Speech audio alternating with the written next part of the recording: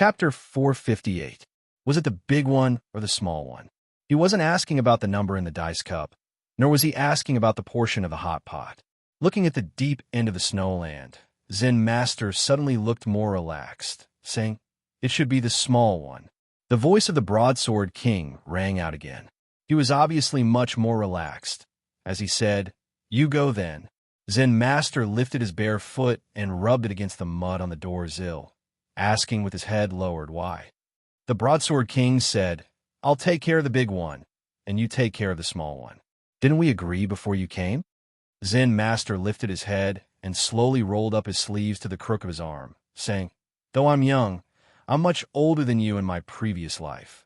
The Broadsword King didn't pay any attention to him. His meaning was clear. How dare you call your fist as big as a bowl big? The bell rang out from the temple, passing through White Town and echoing on the edge of the snowland. The human cultivation practitioners retreated as fast as they could. The swift and fierce sword light was the last to disappear from the sky.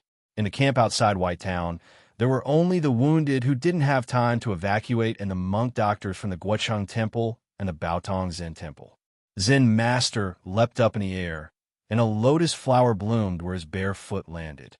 The lotus flowers flew toward the deep end of the snowland, fading away along with the cold wind. In a few seconds, he had already arrived in the sky above the snowland dozens of miles away. The violent wind and snow had gradually calmed down, and the view became much clearer. The earthquake had peeled off the accumulated snow on the mountains, exposing the black mountain bodies, which looked very striking in the sky, like a red bean bun in white sugar. The corpses of all kinds of demons of the Snowy Kingdom were everywhere between the snowland and the Black Mountains. The blood of those demons was not red. Smeared on the snowland, it looked like a color smeared by a child carelessly, but the thick smell of blood still soared into the sky. Countless beetle carcasses were scattered around the corpses of the monsters, looking like ice crystals. Standing on a lotus cloud, Zen Master rubbed his nose. These were not the corpses left behind by the previous monster invasion, but the result of the earthquake. The war between the Queen of the Snowy Kingdom and her child was truly dreadful. It was practically a catastrophe for the lives on the snowland. Zen Master even saw the corpses of dozens of humanoid snow monsters further away. The human cultivators had learned a lot about the Snowy Kingdom. They knew that this kind of human-shaped snow monster had terrifying combat abilities, which were equal to the elders in the cultivation sections. However, this kind of snow monster rarely appeared at the edge of the snowfield.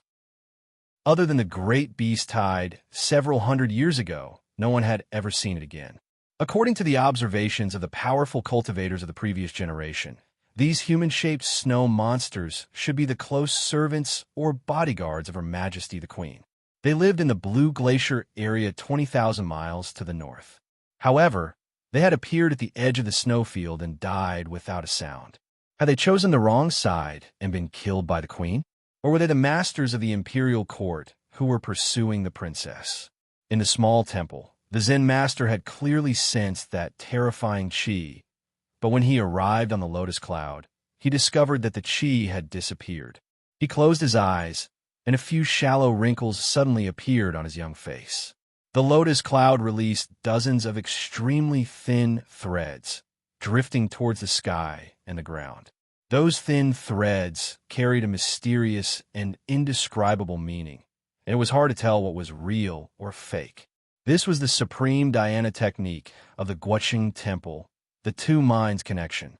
At the peak of the two minds connection, if one stood close, they could know what the other was thinking. It was as wondrous as reading minds. Even if they didn't know who the other was or where they were, they could use this dhyana technique to sense the other's approximate position and understand the other's general state. After an unknown amount of time, the Zen Master opened his eyes and muttered, "Even evil dragons don't eat their children. The queen is too vicious." The Snow Queen was a high-level life form, but completely different from humans. She was also completely different from the ancient divine beasts of the various sections. Humans didn't know much about her, but they knew that she didn't know how to scheme, because as the ruler of the northern continent, an invincible supreme expert, she didn't need to do such things.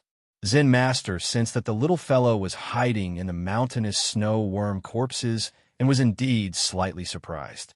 The little fellow's injuries were extremely severe. The instinctive fear that originated from its life force made it learn to hide its chi. It seemed that in this battle for the throne of the Snow Queen, only death awaited the loser. Therefore, the little fellow was willing to pay any price to escape the snowy plains. Even if it couldn't go too south because of the temperature, humans wouldn't be able to bear it. They had to keep it in the snowy plains at all costs. The lotus cloud suddenly scattered. The Zen Master fell from the sky like a stone, landing on the snowy plains. The thick layer of snow and the beetle corpses on the surface were shattered, scattering in all directions like white smoke. The Zen Master's bare feet stepped on the frost and snow. He pointed at a wisp of white smoke, his voice like thunder as he shouted, "Freeze!" That wisp of white smoke suddenly stilled, faintly revealing an appearance. It was a white figure. The snowy plains were filled with white. That figure was also white. The reason it could be distinguished was because its whiteness was purer and deeper. It was clearly white and flawless, but it was like the darkest night, extremely eye-catching. It took only a moment for the white figure to get rid of the binding of Zen Master's will and turn into a wisp of white smoke again, fleeing toward the southeast. The human cultivation practitioners, standing on the flying swords and magic treasures in the distance, remained silent while looking at the scene in the snowy plains, wondering if this was the rumored child of the queen.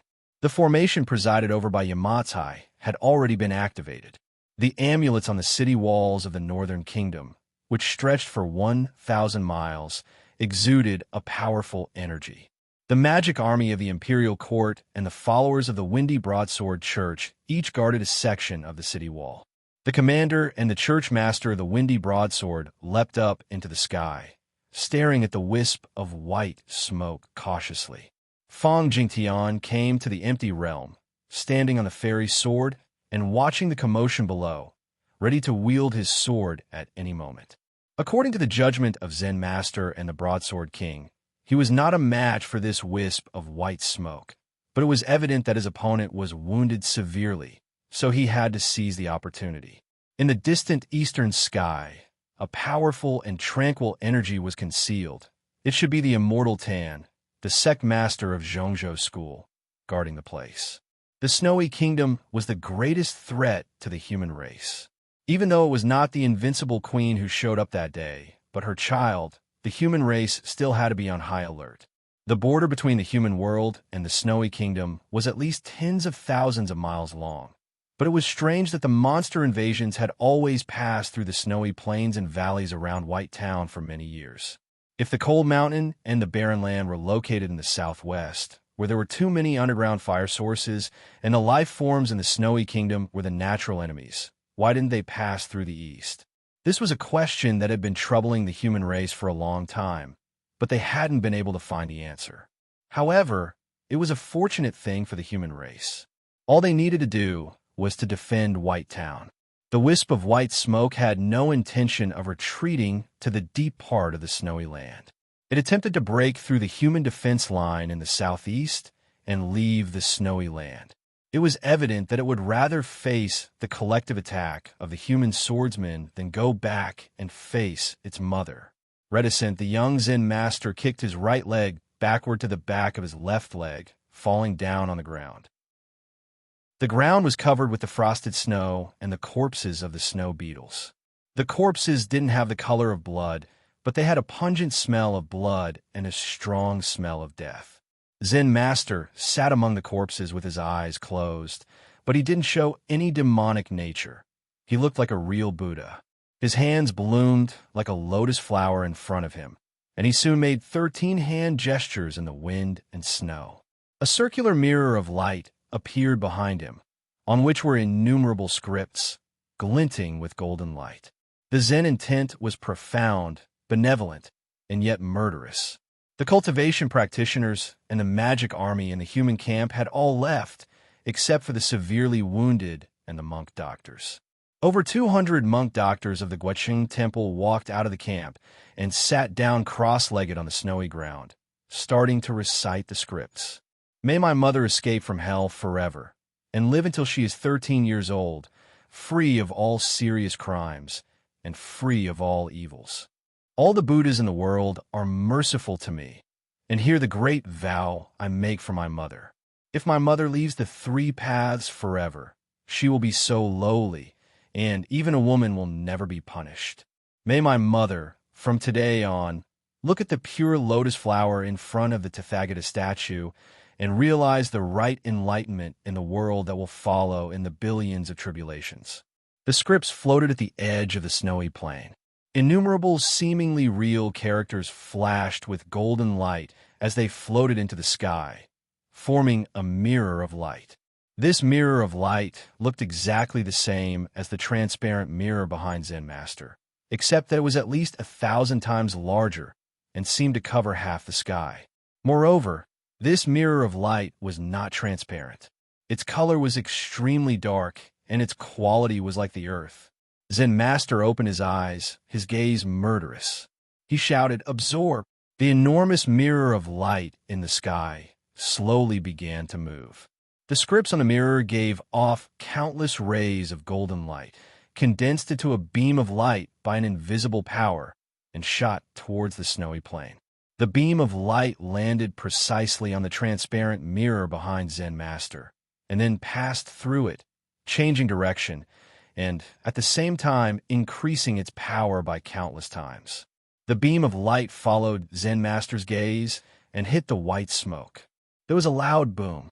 The white smoke gave an angry howl, scattering into flying snow, and retreating into the depths of the snowy plain with a gust of wind. More than half of a black mountain collapsed. The snowy plain shook, and dense clouds rolled in the sky. The 200 or so doctor monks sitting cross-legged on the ground could no longer maintain their posture, and all fell down. A sky full of wind and snow fell on Zen Master's body.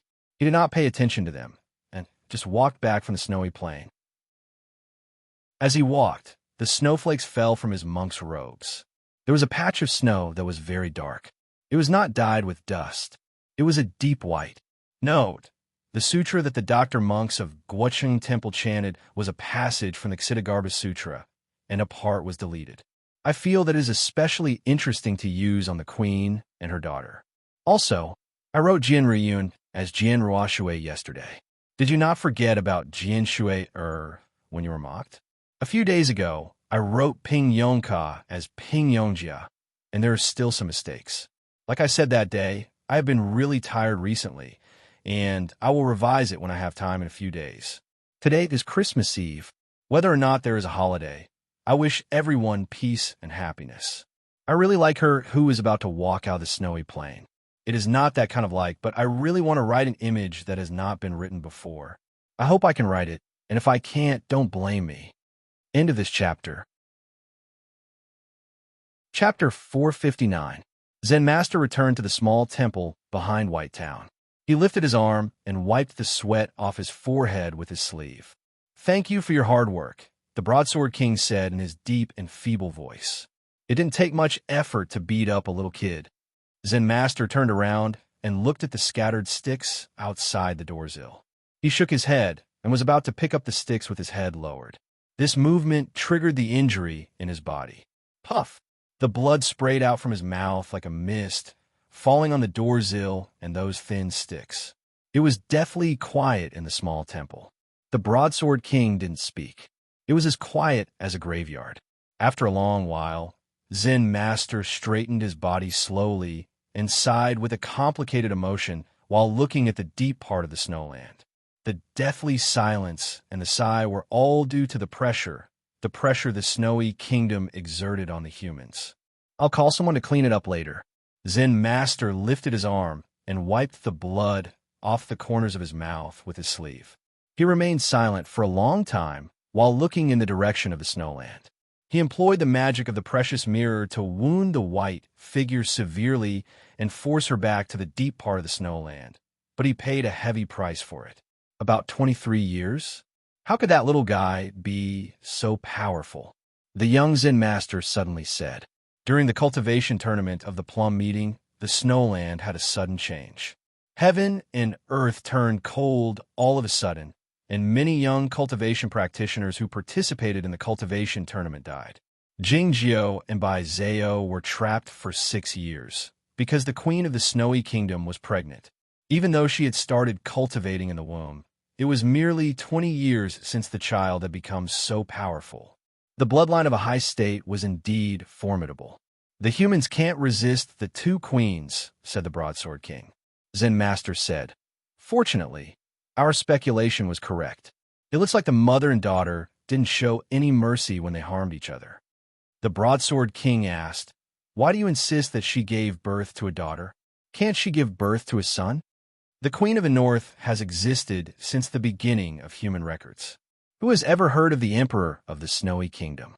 Zen Master continued. Speaking of which, you're the only one in Chaotian who has seen her. The Sword Saint's voice disappeared for a long time before it sounded again. Although I've fought her before, I've never seen her in person.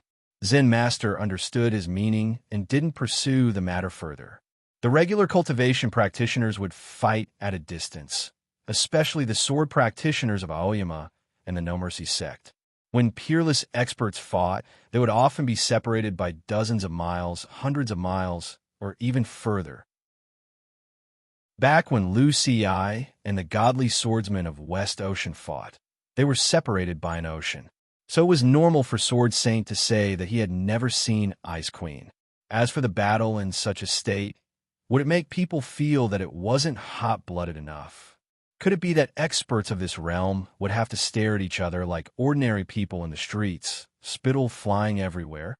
In the deepest part of the Gatherer Soul Valley, in front of the transparent wall that isolated the abyss in the scorching hot magma, a beautiful person and a golden fish were facing each other, staring at each other.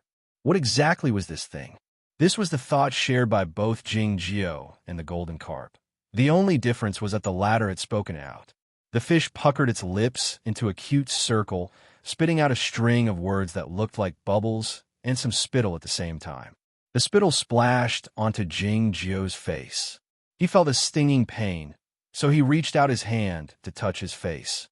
The golden carp was surprised that this person could survive in such hot magma, and his own liquid fire couldn't even penetrate his skin. How could this be possible?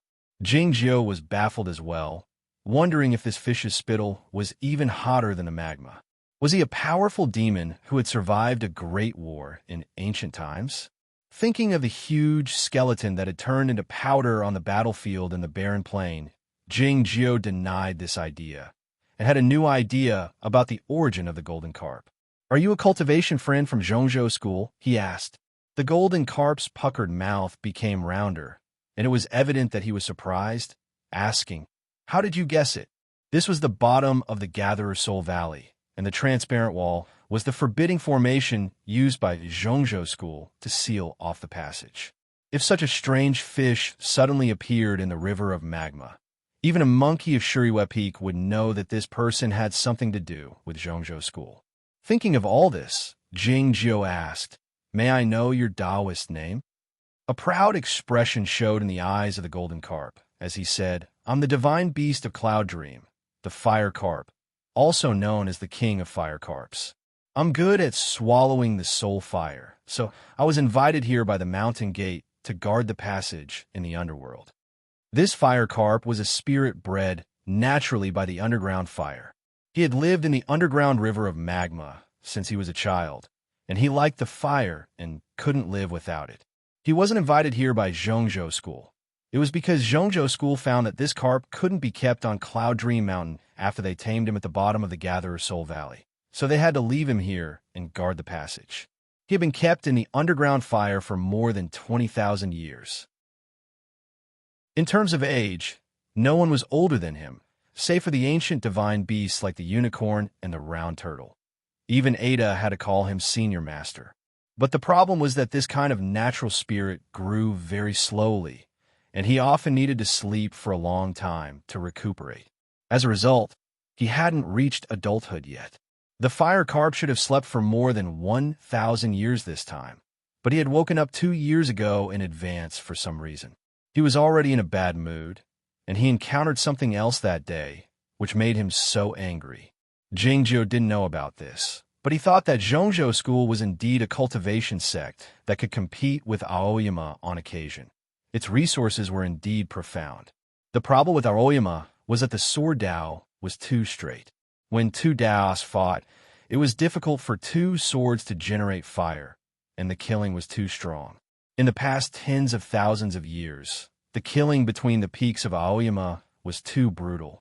Many secrets had disappeared in the dark night, along with the sudden death of the previous masters. Among them, the closest and cruelest killing was what Taiping Jinren led them to do. Jingjiu thought that he should go to the sword jail to visit Senior Master Tai Lu after he returned to Green Mountain. Perhaps there was a formidable figure hiding in the underground of the Hermit Peaks. If so, the number of the 4 principal guards would increase to 5, or even more. If I'm the king of Fire Carp, then who are you? Fire Boy. The Golden Carp was extremely curious when he saw how calm he was in the scorching lava and that he could even speak. Jingjiu of Aoyama. He forgot to cover his face with the sword force. Even if he covered his face in the lava, he couldn't hide it from the perception of the Fire Carp.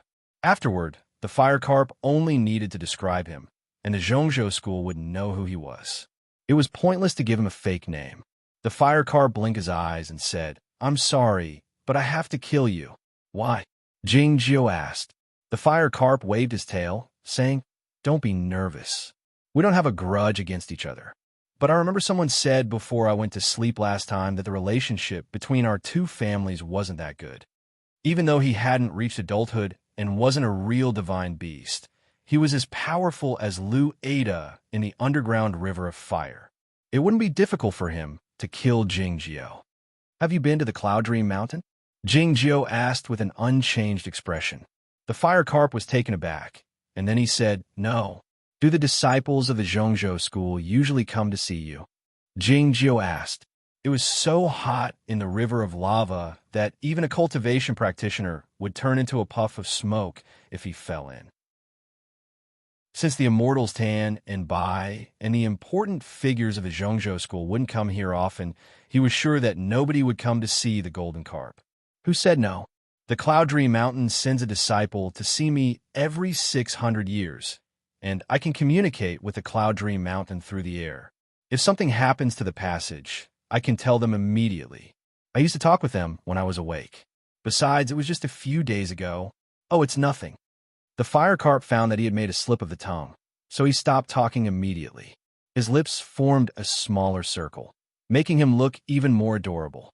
"Even if the relationship between our two sects isn't good, you don't have to kill me.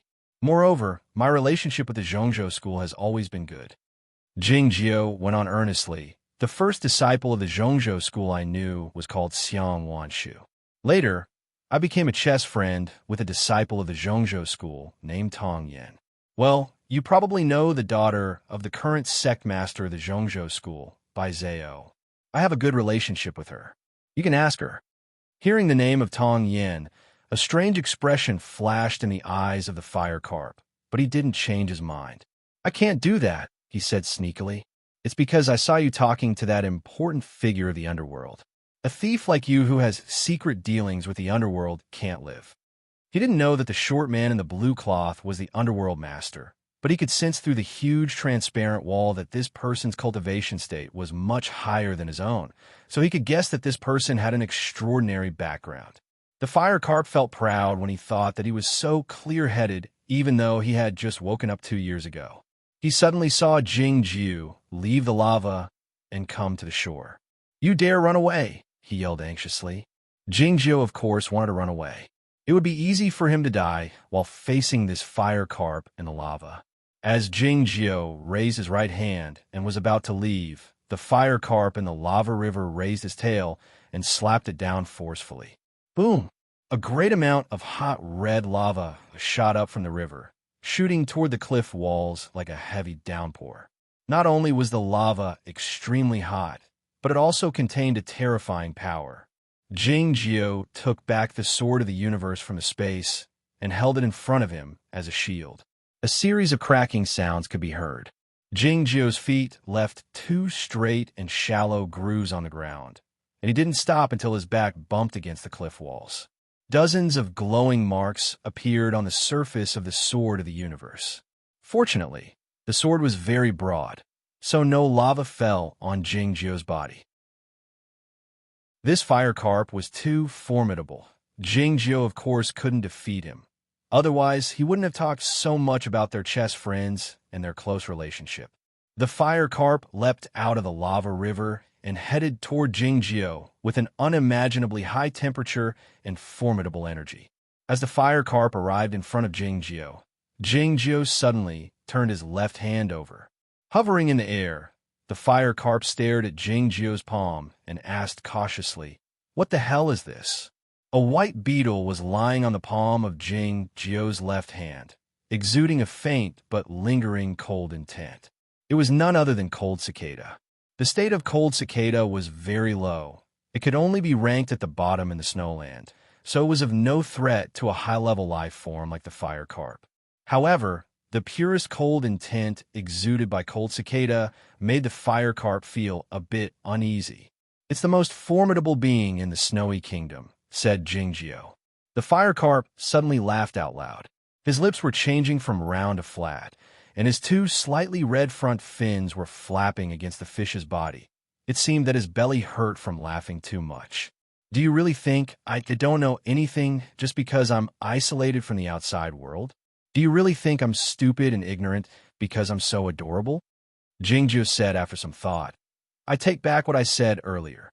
Cold cicada stole a glance at Jingjiu, feeling both innocent and resentful. The fire carp had finally stopped laughing. "I wanted to play with you a little longer, but I couldn't help it," he said while panting slightly. "If you could bring the Ice Queen with you, I would let you go without saying a word. Even if you brought those snowy demons who have transformed into human beings with you, I would still be afraid of you. But you want to scare me off by bringing a snowy beetle of the low estate with you? I really don't understand. What are you thinking?" "That's what I'm thinking," said Jingjiu. Cold cicada understood what Jingjiu was thinking. It turned its body around as quickly as possible, pointing its head at the sky. It was evident that this was a gesture of submission. "Are you going to give this snowy beetle to me as a gift?" The fire carp said angrily, "No. Even if you want to bribe this king, can you at least give me something valuable? I think that huge sword of yours is pretty good." Jingjiu didn't give a response. Cold cicada suddenly rubbed its limbs against each other, making a deep and low buzzing sound, looking like a real cicada in autumn. The expression in the eyes of the fire carp suddenly changed. It was because he sensed that this snowy beetle was not acting cute, but had released some objects. Those objects were very small, so small that he couldn't even see them. The fire carp sensed a strong uneasiness. He wagged his tail and said to Jingjiu, "Brother, let's talk this out." End of this chapter. Chapter 460. A stick, a tiger, a rooster, and a bug. Jingjiu, the fire carp, the cicada, and some mosquitoes. A small victory over a big opponent was usually a victory of willpower, but if it was a small one, the victory would be much easier. Given the fire carp's strength, he wouldn't be afraid of those mosquitoes, even though those were the mosquitoes in the fiend prison that Lu Ada thought were troublesome. Most importantly, the fire carp had no idea what those invisible things were. The unknown would magnify the fear, not to mention that the fire carp had never left the center of the earth, hadn't grown up, and was even afraid of the shadow. Jingjiu didn't say anything. It seemed that he didn't intend to say anything more to the fire carp. The fire carp backed up 100 feet while swaying his tail. He was very cautious and was ready to jump into the lava river at any moment. "If I spread the news that you colluded with the underworld, your reputation would be ruined, and you would die a horrible death," he said. Hearing this weak threat, Jingjiu thought of something else. Even though the Zhongzhou school would send someone to visit him every 600 years, why did this fire carp speak so smoothly? The most puzzling part was that he felt the fire carp's tone was somewhat familiar. The atmosphere in the cliff cave didn't grow tenser because of his silence, but it was a bit awkward. The fire carp felt awkward. He didn't want to do anything at the moment. However, as a sir of the Zhongzhou school, it would be too humiliating if he let this disciple of Aoyama leave without saying a word. The fire carp suddenly thought of an idea and yelled happily, "Hey buddy, how about this? If you do me a favor, I won't be able to do anything to my benefactor. How about we part ways here?" Jingjiu thought what the fire carp said was sensible, asking, "What's the matter?" The fire carp turned around in the air and revealed his dorsal fin, saying, "I was bathing in the river last night. I was too excited and accidentally bit my back. You know, for a king of my state, nobody can hurt me except myself. Shall I treat your wound?" asked Jingjiu. The fire carp turned around and said, Yeah, of course, you can treat it casually. I don't expect you to cure me. It's just a matter of my intention." How did he bite his back? It's not a giraffe. This must be a lie. It just didn't want to say that it had been defeated by that strange and terrifying banner. That would be too embarrassing. What the Fire Carp King hated the most was losing face. It asked Jingjiu to treat its wounds for the same reason. It didn't ask Jingjiu to cure it, but hoped that both sides would have a way out of this embarrassing situation. From then on, the mountains were high and the rivers were long, the sea and the sky were wide. Jingjiu walked to the riverbank and looked at the back of the fire carp. He found that its tail fin was indeed injured. The scales around were slightly raised, and some were even burnt. He was a little puzzled, wondering who could actually go so deep into the core of the gathering Soul Valley and injure it. Moreover, the person who did it was a fire-based technique. Jingjiu did not know how to treat illnesses, but he had some experience in treating injuries. After all, he had been sharpening his sword for a long time. He leaped into the air and landed lightly on the fire carp's back. The fire carp was a little surprised and thought, "Could it be that you really know how to treat injuries?" Jingjiu extended his right hand and began to remove the dead and burnt scales. Those scales were very hard. Even with his right hand, it would take him some effort to remove them. He felt these scales were very familiar. When he saw that there was an obvious old wound in front of him, he finally figured out something. It turned out that the magic weapon he snatched from the evil practitioner was made from the scales of this fire carp. A huge golden carp was floating above the river of lava. A person was squatting on the back of the golden carp. That person was doing something nonstop. This scene was wonderful and magnificent, but if one thought about it carefully, it was no different from a starling standing on the back of a bison to help it peck parasites. Thinking of Jingjiu's identity, this was indeed a bit humiliating, or at least a bit annoying. But he did it quietly, because he also needed an excuse to leave. Safety was always the first thing. Besides, the scales of the fire carp could help him sharpen his sword, so why not? What really made him feel a bit regretful was that he could not sharpen his sword with the intact scales. Those scales emitted a metallic luster and were obviously extremely hard. However, they were closely attached to the body of the fire carp. Even if he exerted a little force, the fire carp would be in extreme pain, let alone sharpening the sword. So he could only sharpen his right hand while removing the burnt and withered scales. But those scales had been damaged by some kind of fire poison and were extremely brittle, far less useful than the magic weapon of the evil practitioner. It didn't take long for him to remove all the damaged scales on the back of the fire carp, which made it feel uncomfortable and even painful. Then he returned to the shore. The fire carp swayed its tail and spun a few rounds quickly. It felt much lighter and couldn't help but feel very happy, saying, "I'm in a good mood now. You should leave as soon as possible, though I feel a bit regretful that I couldn't eat you." Jingjiu also felt a bit regretful. If this fire carp could be raised in the underground fire for another 6,000 years and become an adult, he could use its scales to sharpen his sword. In that case, it wouldn't be hurt, but it would be a bit painful. He suddenly thought of a possibility and asked, "You said you haven't been to the Cloud Dream Mountain. Have you been to other places?" A trace of sadness appeared in the eyes of the fire carp, saying, "I could only stay in the underground fire before I became an adult. I haven't been to any other places." So that was it.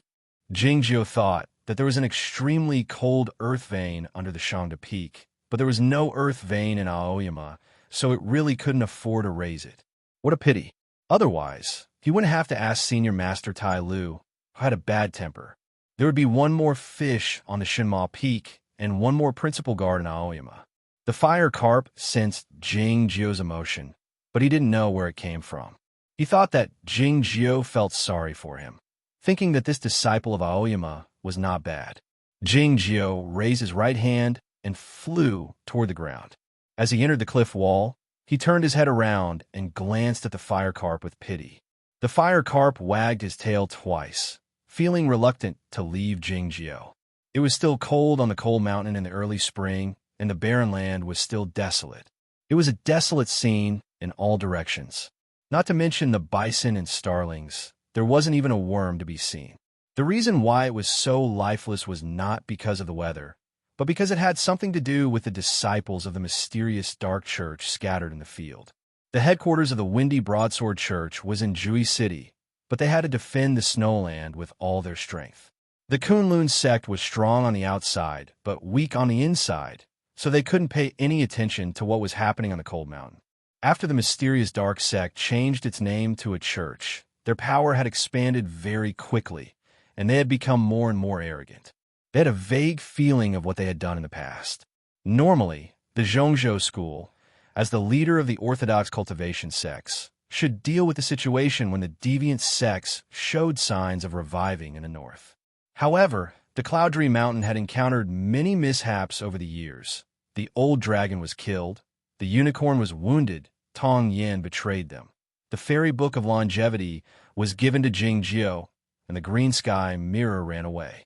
The immortals Tan and Bai were in no mood to deal with these matters. There had been some unusual movements in the snowland recently, and the mysterious dark church didn't conceal their actions on the cold mountain anymore. They seemed to be doing it openly. This time, the master of the mysterious dark church, who called himself the King Ming, led most of the highly achieved swordsmen and 1,000 followers of the church to set up a formidable formation in this patch of barren land, searching everywhere. It seemed that they were looking for something. A disciple of the mysterious dark church stood on the yellow meadow and rubbed his tired eyes. After making sure there were no traces, he looked at a spot a few miles away and transmitted his voice through the magic treasure. "Have you found anything over there?" "Nothing," came the voice of his colleague through the magic treasure. Soon after, another voice of his colleague rang out. "I heard that guy's been hiding under the ground for almost 2 years. How can we find him then?" The disciples of the mysterious dark church formed a group of 3 and were responsible for searching an area. According to the rules set by the church master, the 3 disciples were not allowed to stay close to each other this time. They had to keep a distance of more than 5 miles. This was not to prevent them from competing for the credit, but to prevent the 3 of them from being killed instantly by the enemy, so they couldn't send out a warning. These 3 disciples, like all their colleagues, had searched the cold mountain for many days without finding anything. They were cold and tired, so they couldn't help but complain. If it had been a few years ago, they would have gathered together, lit a fire, drank some alcohol, and badmouthed the elders of the church. It would have been much easier to pass the time. Yet, they didn't have such a good time now. The magic treasures they carried could locate and record their locations. If the higher-ups found out that they had been close to the coal mountain, they would be punished severely according to the church rules. Fortunately, the magic treasures could communicate, so they could kill time by chatting. It was because they didn't know if the magic treasures could record voices, so they didn't dare badmouth the elders. As such, they could only gossip. What do you know? It said that the church master has even alerted the king of fire, forcing that person out of the ground. That's why he asked us to look for him here. Speaking of which, why did the Zhongzhou school expel that person from the mountain gate? I heard that person is very famous. Who knows? In my opinion, that person must have stolen some treasure from the Zhongzhou school. In my opinion, if he didn't steal the treasure, he must have stolen the master's wife. What an ignorant guy. His master is Bai Junren, so he doesn't have a master's wife. Moreover, everybody in the north knows that he likes the fairy lady Bai Zhao. Why'd he run away then? If he becomes the son-in-law of the emperor, he can have anything he wants. To say that you are ignorant is to say that you are ignorant. Everybody in Chaotian knows that the Fairy Lady by Zao likes Jingjio of Aoyama. The three disciples of the mysterious dark church were chatting in the magic treasures with great interest, completely forgetting that their conversation might be recorded. All of a sudden, the chatting in the magic treasures stopped and resumed after a while. Did you guys feel the ground shake a bit? Yes, it shook a bit. It's fine on my side, but it looks like it's coming from yours. You should be careful. Stop it. I'm really scared. Ha ha. There's nothing to be scared of. The fire sources are everywhere under the cold mountain. It will shake a few times every day. You know nothing. I heard that the Grandpa Fire King is under the ground. Don't forget that he suffered a great loss at the hands of the church master a few days ago. What you said makes sense. The church master and the elders aren't scared of him, but if we were unlucky enough to encounter him, we'd be turned into ashes immediately. Hearing what you said, I'm really scared. Xiao Shun, since the shaking on your side is more severe, you should be careful. Xiao Shun, did you hear me? Old Xiao, are you all right? Old Xiao, the disciple of the mysterious dark church named Xiao Shun, didn't respond. It was because he was in a trance at the moment, so he didn't hear the voice in the magic treasure clearly. A round black hole suddenly appeared on the barren plain in front of him. The hole was not very big, just big enough for one person to go in and out. As the smoke and dust settled, a person appeared in front of him. That person wore a white cloth and was covered with mud, looking a bit embarrassed. Where's this place? That person jumped a few times on the ground. The mud and sand were like the dewdrops on the lotus leaves, unable to stick to him and rolling down. No matter how small the dust was, it couldn't stay on his body. This is the cold mountain, Xiao Shan said in a trembling voice. Seeing the clean face of that person, he suddenly came back to his senses and yelled at the magic treasure. Run! It's the well. Jingjio waved his right hand. His voice stopped abruptly. In the next moment, his head fell off, rolling a long distance on the ground.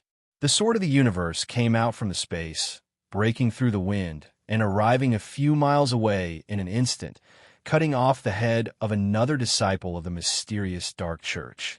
It was exactly the same. Jingjio's body disappeared from the original spot.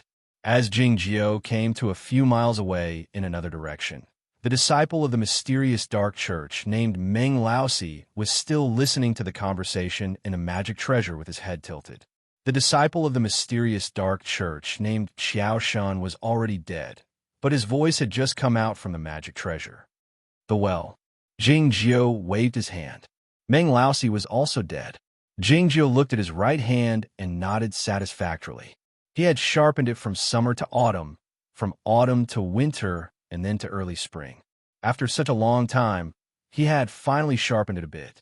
The sharper the sword, the faster his netherworld fairy sword would be. The sword of the universe returned without a sound. He reached out his hand to take it down and walked forward. This chapter is a draft. I wrote it bravely last night. Because I have a busy day today, it doesn't mean that I can update it on time tomorrow, and it doesn't mean that I can update it every day. I just have to make sure that it's interesting. Shaking my head, I really admire myself for being able to write such a relaxing chapter. End of this chapter. Chapter 461. Jingjio didn't ride the sword, not because he was used to it, but because he was concerned about his own safety. As a conservative person, he encountered 3 disciples of the mysterious dark church as soon as he came out from the underground, so he had to find out what had happened on the cold mountain first. There was an isolated mountain up ahead. Jingjio walked up it. The higher the mountain, the lighter the color of the wild grass on the ground was, from yellow to white, looking like the snow. As he came to the highest point of the isolated mountain, he sat down. In front of him was the broken cliff, and below the cliff was the barren plain. The sword of the universe left his hand and cut the frosty grass, piling them on Jingjio's body and the ground, and then drilled into the grass noiselessly. Jingjio restrained his energy, becoming an inconspicuous rock. Even if someone walked past him, they wouldn't be able to discover his existence. He looked at the barren plain in front of the cliff. The green grass that was hard to find nearby turned into scattered green when it was far away. Now he remembered that it was already the beginning of spring. The beginning of spring was a good time for all living things to grow, and it was also the day when the inherited sword competition of Aoyama would take place. That youth could climb so high on the sword peak, show a natural expression of panic when he saw Jing Jio and Zhao Liu, and roll down the mountain while holding his head in his hands skillfully. He was indeed a promising talent. Jing Jio wondered if Gu Qing had taken care of this matter. Jing Jio was learning from his big brother, so that he wouldn't suffer the same fate as he did in his previous life. It was always good to have more disciples and helpers, like Fong Jingtian, the rooster and the dead dog, the monk Du Hai, the young mysterious dark master, and the underworld master whom he had just met. That was why he recruited Lu Shui in that small village, followed by Zhao Liu, Gu Qing, Yuan Shu, and that youth whose name was still unknown. Of course, it would cause more trouble if the disciples he recruited were like Lu Xi and Yuan Qijing. Jing Jio didn't reach an agreement with the underworld master this time, and it seemed that he had no chance of persuading the underworld master, but he had confirmed something, so he was in a good mood. His big brother had been deceived by him. The underworld master knew that he was Jing Jio, but he didn't know or didn't think he was Jing Yang. Otherwise, the underworld master would have laughed when he said that. I'm good at convincing his disciples to betray him. It took him a long time to come up with this sentence. It should be very interesting. The underworld master was his third disciple, but why didn't he respond? Based on his understanding, his senior brother was a very interesting person who pursued interesting things. Naturally, the disciple taught by his senior brother should also be like that. The fact that the underworld master didn't give any response indicated that he didn't believe that Jing Jio was Jing Yang. Since this statement wasn't made by the person involved, it was of course not interesting, and it would be preposterous and make one speechless. All right, Yuan Qijing might be an exception. Jing Jio realized that his judgment was not entirely reliable. There were loopholes in his logic, and he could not help but feel a little regretful. He thought that he should find time to go to Shanghai Peak after he returned to Aoyama and tell this to Yuan Qijing to see his reaction. While thinking about these things, he had already looked around the wilderness at the bottom of the cliff. The wild grasses that occasionally straightened their bodies and the frozen streams that still showed no signs of thawing could not escape his sword eyes. Of course, he could see those disciples of the mysterious dark sect clearly. There were 322 of them. He couldn't judge the cultivation state of those disciples from a distance, but he could judge from their clothes that there were at least a dozen elders among them. Those disciples of the mysterious dark sect formed groups of 3, and each group was separated by a fixed distance, looking like the chess pieces on a chessboard. They had sealed off the entire wilderness, making sure that nobody could escape. Even if that person could kill 3 disciples of the mysterious dark sect in a split second like Jing Jio had done, it would still be difficult for him to break through this large net.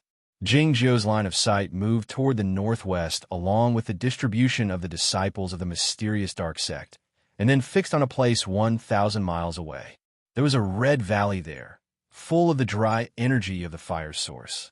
Even though Jing Jio was so far away, he could still sense the danger. It was the headquarters of the mysterious dark church. A few years ago, Jing Jio had passed by this place when he led Gu Qing to the West Ocean. That night, he witnessed the power of the sun banner with his own eyes, and at the same time sensed a gaze full of lethal intent. He knew from whom the gaze came. Because of his adopted father, Shi Fengshen, the little cripple harbored a strong desire to kill Jing Jio and Zhao Liu. At that time, Jing Jio told Gu Qing that he would kill this person if he had a chance. Jing Jio glanced at his right hand. His body had been soaked in the scorching lava for such a long time, which had some benefits. For example, it had become much softer, which made it easier to shape it. Judging from the shape, his right hand was no different from his left hand, but it also had some disadvantages, which were related to the softness. Softness could overcome hardness, but it couldn't replace some of the functions of hardness. His right hand had recovered a lot, and it was sharp enough, but it was still a little bit away from the absolute realm. That little bit was invisible to the naked eye, and it couldn't even be sensed. To put it more mysteriously, it might not even be a real thing. Even the demon bone couldn't erase it. Jingjiu looked at the Red Valley 1,000 miles away again. That fire carp must have been hurt by the sun banner. The sun banner was indeed a devil of the evil path, and its power was indeed formidable. Even if his right hand had recovered, would he be able to kill Wang Xiaoming, who was holding the banner? He found another weakness of the Aoyama sect.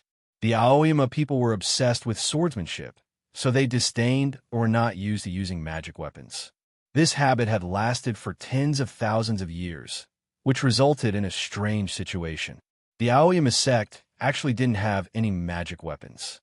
Of course, if the swordsmanship of the 9 peaks of Aoyama was cultivated to the extreme, it could even evolve into a Taoist method or a magic weapon.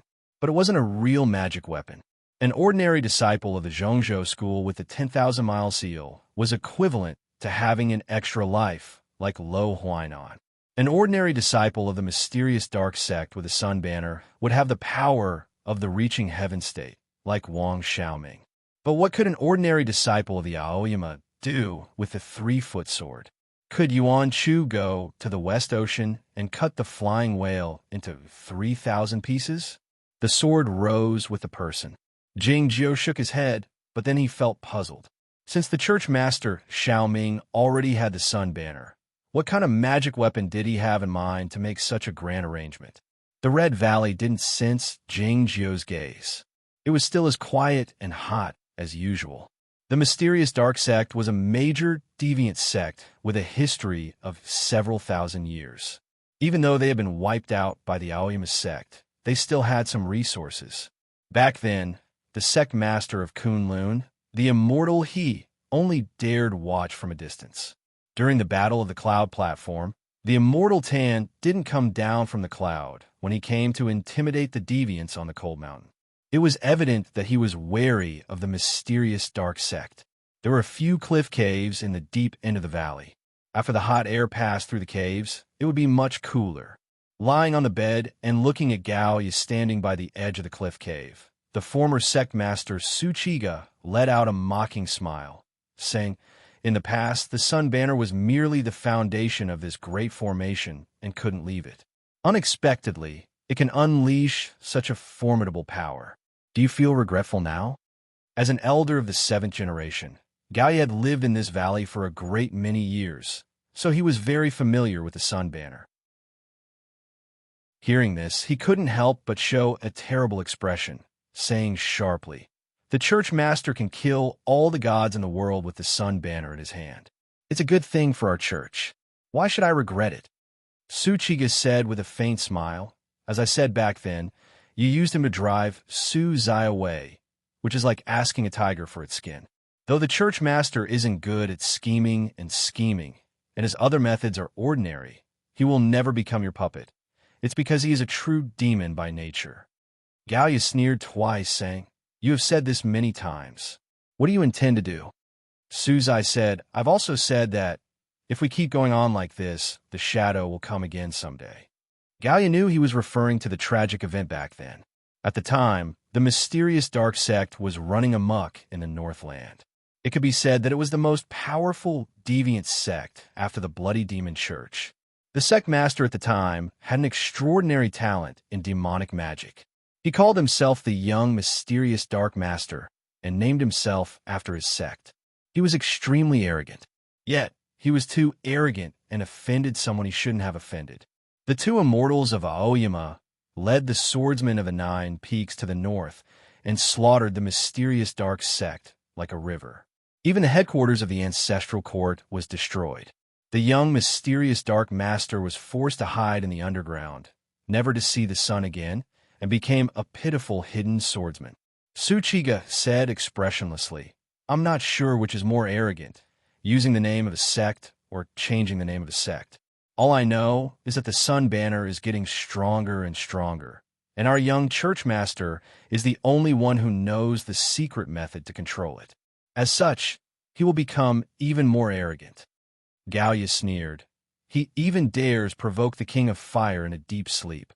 How can he be arrogant?" Su Chiga said in a mocking tone, He even dares rob the magic treasure of a Zhongzhou school. Why would he care about the spiritual animals raised by the Zhongzhou school? After a moment of silence, Gao Yi said, the Zhongzhou school expelled Tong Yin because Tong Yin stole the green sky mirror. Do you think it's true? Su Chiga said, though I don't know where the church master got the information, I believe it's true. Looking at the disciples of the church heading to the outside of the valley as reinforcements, Gao Yi asked sternly, are you worried that the green sky mirror will fall into the hands of the church master and cause the same thing to happen again? Su Chiga said, we can't defeat the Aoyama sect, but do you think the Zhongzhou school can? If the church master had tempered the green sky mirror, our church would have one more swordsman in the heavenly arrival state. No matter whether it was the Aoyama sect or the Sinner sect, they have to think about what they would have to pay to face two swordsmen in the heavenly arrival state at the same time. Gao Yi said after a moment of silence. And what can we old guys do? Su Chiga said, it was said that someone had seen the great grandmaster when the Guochang temple was wrecked a few years ago. Gao Yi sneered. How could you believe such an absurd rumor? Su Chiga said, yes, I didn't believe it in the beginning, but I had to believe it later. Gao Yi turned around and saw the expression on Su Chiga's face. He arched his eyebrows slightly, and then saw Su Chiga take out a command board, his expression changing abruptly. As mentioned earlier, he had lived at the mysterious dark sect for many years, and his generation was even older than Su Chiga's, so he knew many things that others didn't. Has the great grandmaster really gotten out of the trap? Gao Yi was astonished, but he didn't panic. Staring into Su Chiga's eyes, he asked sharply, you've been paralyzed for so many years, and you've been taught a terrible lesson by your own son. No disciple of your sect has followed you for a long time. How did you get this thing? Su Chiga said calmly, it's true that nobody is loyal to me anymore, but many people are still loyal to that evil son. Every time I think of this, I feel like I'm a failure, but at the same time, I feel lucky. Jingzhou sat in front of the cliff of the lonely mountain. Covered in grass, he looked like a Rayal rock. However, as the sky moved, it showed a different appearance. As the night fell, those regular followers of the mysterious dark church wouldn't be able to discover his whereabouts. But he didn't stand up yet. He looked at the barren plain in silence, calculating the location of that magic treasure based on the formation and the distribution of the members of the mysterious dark church. It was impossible for him to calculate the location based on the formation alone. Otherwise, the mysterious dark church would have discovered the magic treasure a long time ago. The rock in front of the cliff of the lonely mountain suddenly disappeared. Jingzhou reappeared on a meadow a few miles away. If the underworld fairy sword could be used to perform magic tricks, it would be very popular in the human world. He didn't find any trace on this patch of meadow, but he smelled a faint scent. The scent was very faint, like the cup of wine he poured into the lake in the Zhao Garden outside Zhaoga City. Normally, no matter how sensitive his five senses were, it would be hard for him to smell this scent. It was because he was not the dead dog. Yet, he smelled this scent. It was probably because he was very familiar with this scent. He had sensed a similar familiarity when he talked to the king of fire carps in the underground river of lava. He understood whom the mysterious dark church was looking for, feeling surprised. As the underworld fairy sword rose up, Jingzhou disappeared from the original spot. He followed the faint scent to another valley and another icy stream. He searched for a long time, but he didn't trigger the formation set up by the mysterious dark church, nor was he discovered by the people of the mysterious dark church. As the morning sunlight rose, Jingzhou came to a patch of ordinary and withered forest, and he finally found the other party. It was a common weed, with only 2 leaves swaying in the cold wind, as if they would fall off at any moment. Yet, the color of the leaves was very green. Jingzhou reached out his hand to push away the soil under the weed and touched a hard object. It was a bronze mirror, and the surface of the mirror was engraved with extremely fine and complicated patterns. In fact, those patterns were made up of countless statues of buildings, stone bridges, barren mountains, and people. Yet, those statues were very small, less than 1/10,000th the size of a rice grain. Besides Jingzhou, nobody could see their true appearances. Jingjiu's finger moved slowly on the bronze mirror, feeling sentimental or not. Had he lived there for 70 years or 80 years? In the beginning, he lived in the royal palace of the Chu Kingdom and later on Buzhou Mountain. He hadn't been to any other place. He was certain that he had never seen those buildings, stone bridges, and bare mountains. Yet, he might have seen those people.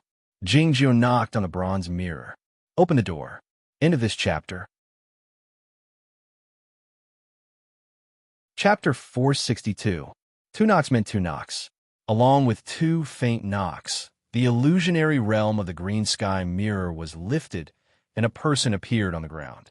That person's face was covered in dust, but the expression on her face was still cold and proud. She was none other than Tong Yin. Tong Yin felt surprised when he saw Jingjiu, but he didn't show it, not even raising his eyebrows. Jingjiu noticed that Jingjiu's eyebrows were a bit thicker than before, asking, "What's going on?" Tong Yin raised his hand and touched it, saying, "Maybe it's because I've been recuperating underground for a long time." "It's not like I'm growing grass," said Jingjiu. The small grass swayed a few times, and Qing flew out while flapping her transparent wings. She circled 3 times around Jingjiu excitedly. She asked in surprise, "Why are you here? How did you find us?"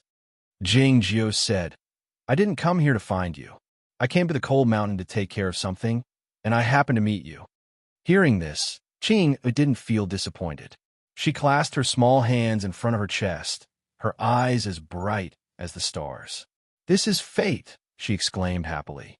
Jingjiu thought it could be understood in such a way. Qing looked at Tong Yin and said, "You don't trust others and you don't want to ask for help, but he has come to us by himself. We can't let him go." "Have you two been hiding here the entire time?" asked Jingjiu. The Zhongzhou school was the leader of the orthodox cultivation sects, and it had a profound foundation in the imperial court and a powerful force. If they pursued a traitor with the help of their sect, they thought that the traitor would die for sure. However, Tong Yin was still alive after such a long time, and nobody knew where he was hiding before today. This was even more unbelievable than the fact that the Aoyama sect couldn't find Lu Shisui back then. The important figures of the Aoyama sect and the disciples of Liangwang Peak all knew that Lu Shisui was a fake traitor, but Tong Yin was the real traitor. After Tong Yin left the Guoqing temple with the green sky mirror on her back, she didn't know where she should go. No matter how big Chaotian was, there was no place for him to stay. Even places like Penglai Island could not completely get rid of the influence of Zhongzhou school. Did he really have to take the risk to go to a distant foreign land or enter the underworld like Taipingzhenren? It was then that Qing pointed out a bright path for him, the cold mountain. Orthodox cultivators rarely set foot in this place. Evil cultivators and monsters hid in the wilderness and mountains. No matter how powerful the Zhongzhou school was, it was impossible for them to search every place. More importantly, she didn't want Tong Yin to go to the surface of the cold mountain, so she didn't have to worry about being betrayed by those free-traveling practitioners. That place was in the deepest part of the cold mountain by the hot lava river. There was a terrifying fire carp king living in the river of lava. The king is Qing's friend. By now, Jingjiu knew that they had been hiding at the bottom of the Gathered Soul Valley lately. "You're a friend of that golden carp?" he asked Qing. Hearing the word golden, Qing was certain that Jingjiu had seen the small fire carp. "You know him too?" she asked in surprise. Jingjiu thought it was no wonder that the fire carp could talk so casually even though he lived in the lava river and didn't have any contact with the outside world. The fire carp and Qing must have talked a lot when they met again, so he must have been influenced by Qing's tone. Yet, the familiar feeling didn't come from Qing. Jingjiu thought of a possibility, feeling surprised. "Did you lead the spiritual soul of the fire carp to the dark mountain?" he asked Qing. Qing was even more surprised, exclaiming, "How could you guess it? What on earth don't you know?" Jingjiu had confirmed the answer. It turned out that the familiar tone of the fire carp when he talked came from an old friend in the green sky mirror. It was the tone of Zhang Taiyue's son. Of course, That guy didn't speak in such a strong tone before he was exiled to Nan State or when he returned to the capital of the Chu Kingdom. Later, he became the chief of Taichung Temple and often came to the royal palace to talk with Jingjiao. He would stand in the grand hall and talk to Jingjiao, regardless of whether Jingjiao was willing to or not. As time went by, the eldest young master Zhang grew older and his tone grew stronger. It was one of the few unpleasant memories that Jingjiao had in the Chu Kingdom. "What are you thinking about?" asked Qing with widened eyes. Jingjiao came back to his senses and asked, "The fire carp is the divine animal in preparation for the Zhongzhou school. Why would he help you?" Qing flapped her wings and turned around in front of Jingjiao, saying, "He will only wake up after a long time and communicate with the Cloud Dream Mountain. Most of the time, the disciples of the Center sect who talked to him last time would have died of old age during his deep sleep. This made him feel very sad. As such, he didn't contact the Cloud Dream Mountain in the following thousands of years, except for talking to me. Since we are friends, he would of course help me." It was no wonder that the immortals Tan and Bai couldn't find the trace of Tong Yin when they hid under the cold mountain and were protected by the divine animal in preparation of the Zhongzhou school. However, it was a pity that the cold mountain was the territory of the deviant sections. Though the Zhongzhou school couldn't find him, the mysterious dark church did. What was more troublesome was that the regular cultivation practitioners couldn't enter the hot underground to pose a threat to Tong Yin, but the young, mysterious dark church master had the sun banner. He used the sun banner to injure the king of the fire carp, which stimulated his ferocious nature and caused the fire to spread in the underground.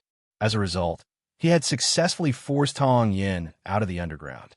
Jingjiao saw more than 300 disciples of the mysterious dark church searching everywhere in the barren plain in order to find him, kill him, and then snatch the green sky mirror. All this was his own deduction. Though it might be a little different from the truth, it was more or less the truth. "It's not easy to go to such a deep place," Jingjiao said to Tong Yin. It was well known that the place where the king of the fire carp lived was close to the abyss, so it was not easy to get there. In comparison to playing chess, Jingjiao appreciated Tong Yin's ability more. Tong Yin smiled wryly and said, "I'm not as good as you at playing chess, but you're not as good as me at digging holes."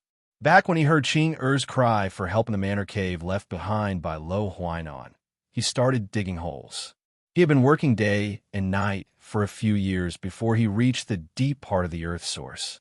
He should be one of the most advanced practitioners in the history of the cultivation circle, either in terms of the time he spent digging holes or the amount of earth he dug.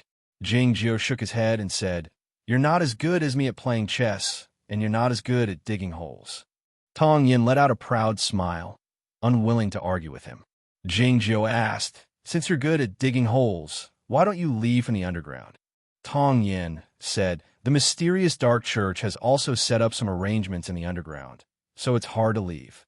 Jingjiao recalled what he had seen on the Lone Mountain and deduced the formation of the mysterious dark church again, thinking that it was impossible for them to control the underground passages that led to all directions. Jingjiao said, "I'll go and find the way." Next, it was time to witness his ability to dig holes. Jingjiao turned his body upside down. There was a buzzing sound. A chilly wind was blowing in the wild forest, and a delicate hole appeared on the ground. Tong Yin and Qing looked at each other, feeling helpless. Jingjiao's temperament was quite different from that of the regular swordsman of Aoyama, but he was still so impatient. They hadn't finished their conversation yet. It didn't take long for a gust of hot wind to come out from the hole. Jingjiao landed on the ground, his white clothes slightly burnt, and his black hair slightly withered. He had never been in such a sorry state. Tong Yin looked at him with a smile, saying nothing. Jingjiao said expressionlessly, "It's not that I can't dig holes. It's that the sun banner is too powerful." Not long after he dived into the underground, he ran into a dense fire source. Normally, those fire sources wouldn't have any effect on him, but he didn't know that those fire sources and the sun banner had already become one. The natural earth fire was mixed with the chaotic fire of Yang, which was extremely insidious. If he wasn't careful enough, he would have been burned by the chaotic fire of Yang. If the underworld fairy sword hadn't been so fast, he would have been wounded. Fortunately, he covered his face with the sword of the universe, so his eyes weren't burned by the smoke. Otherwise, he would have shed tears, which would have been too humiliating. Tong Yin wasn't afraid of him, but she didn't want to listen to the catchphrase of Aoyama either. So she didn't make fun of him, but agreed with him. The sun banner is indeed powerful. In terms of its lethality, it can be ranked among the top 10 in the cultivation world. But the secret controlling method of the sun banner has been lost for a long time, and it can only be used as the foundation of a formation. Where did that young sect master learn it? Jingjiu knew the reason. The reason why the secret controlling method of the sun banner was lost was that the great grandmaster of the mysterious dark sect was forced into the underground by him and his big brother. Now that the great grandmaster of the mysterious dark sect had reappeared, the secret method could be used again. Sure enough, senior brother Shadow was behind this matter. Seeing his thoughtful expression, Tong Yin suddenly said, "That person is also very formidable. He has become so powerful in only 23 years. You didn't expect it, did you?" It had been another 23 years. Back when the plum meeting was held in Jiaoga City, and Jingjiu came back home, Duke Liu broke a precious ceramic bowl for the first time. Tian Jingren lived in the old plum garden. The chess stalls outside the plum garden were defeated by Tong Yin, and all the highly achieved chess players gathered in the city. Jingjiu put down a go piece. That was the first time the two of them played against each other. Zhao Liu was assassinated by the assassins of Bulo Lin, and Shi Fengshan, who was responsible for the assassination, committed suicide. Wang Xiaoming left in tears, and Yinsan followed him in the form of a large bird. The queen of the Snowy Kingdom was pregnant, and the young geniuses who participated in the cultivation tournament suffered heavy casualties. Jingjiu and Bai Zhao were trapped in the snowland, which indirectly led to the death of Lo Huainan. Looking back on it now, Jingjiu found that so many things had happened at the same time that year. After a moment of silence, Jingjiu asked, "What kind of person is he?" "That person is naturally suspicious, violent, and bloodthirsty. Many subordinates loyal to Su Zai have been killed by him. Even now, he will still kill anyone he suspects." In order to reforge the Sun Banner, he led the highly achieved swordsmen of the mysterious dark sect to wipe out 14 small deviant sects on the Cold Mountain.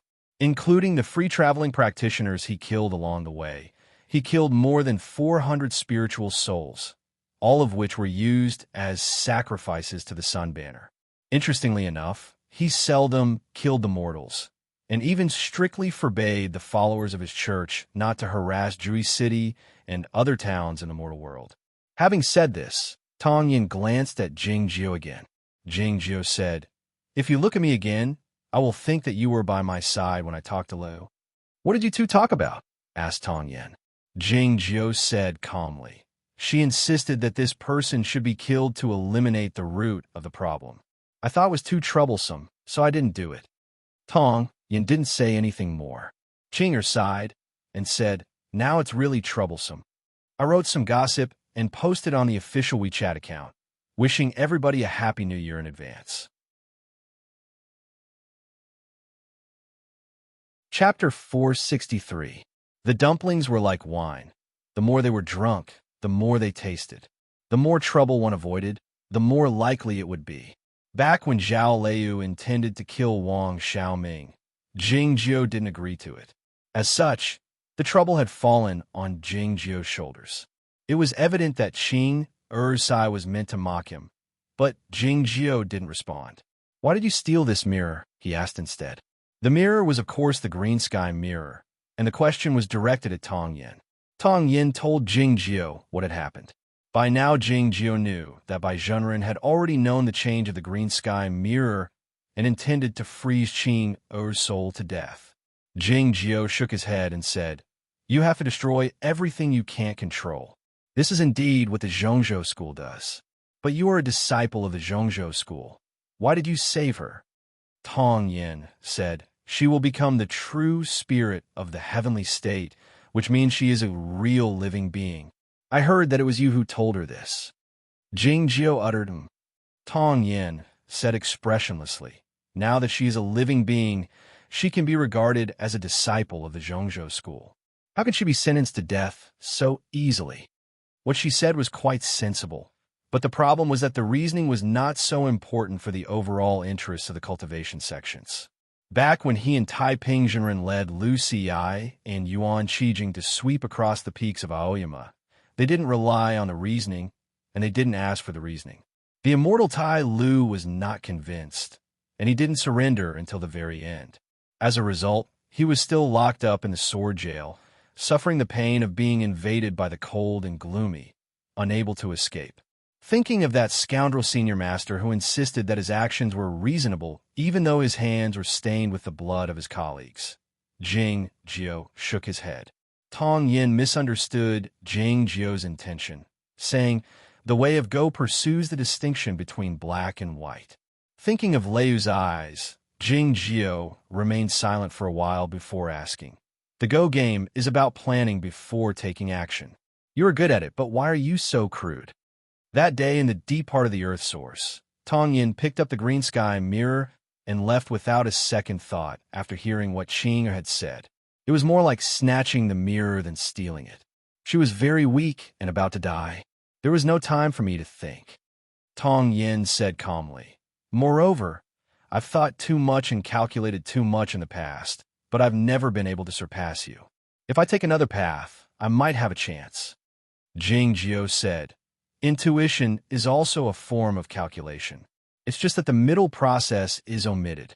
The results may not be accurate, but the general direction is correct." Tong Yin asked, "Why did you come to the coal mountain then? Is it because you have predicted something?" Jing Jiao said, "I'll sharpen the sword." Tong Yin didn't understand what he meant. Glancing at the sword of the universe hovering in midair in silence, she wondered why such a good sword needed to be sharpened. Jing Jiao took a look at the green sky mirror, saying nothing. After leaving Aoyama, he had gone to many places, including Ozawa, the mine, and Zhaoga City, in order to find a perfect whetstone for his sword. He had never thought of using the green sky mirror to sharpen the sword, but he had unexpectedly found it after so many twists and turns. It wasn't until now that he realized what he had been looking for was the green sky mirror. In the words of Qing, was this fate? Thinking of all this, Jing Jiao lifted his hand and rubbed Qing's head. Tong Yin said with arched eyebrows, "This is the true spirit of our sect. Cultivationist, please show some respect." Feeling itchy, Qing flew to the back of Tong Yin to hide. She stuck out her small face and said with a smile, Yeah, go touch your little Zao if you want to."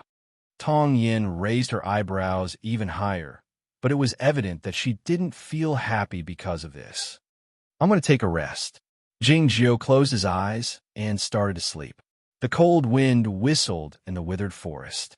A few wooden birds were flying in the gloomy sky, which were obviously the magic treasures of the mysterious dark church.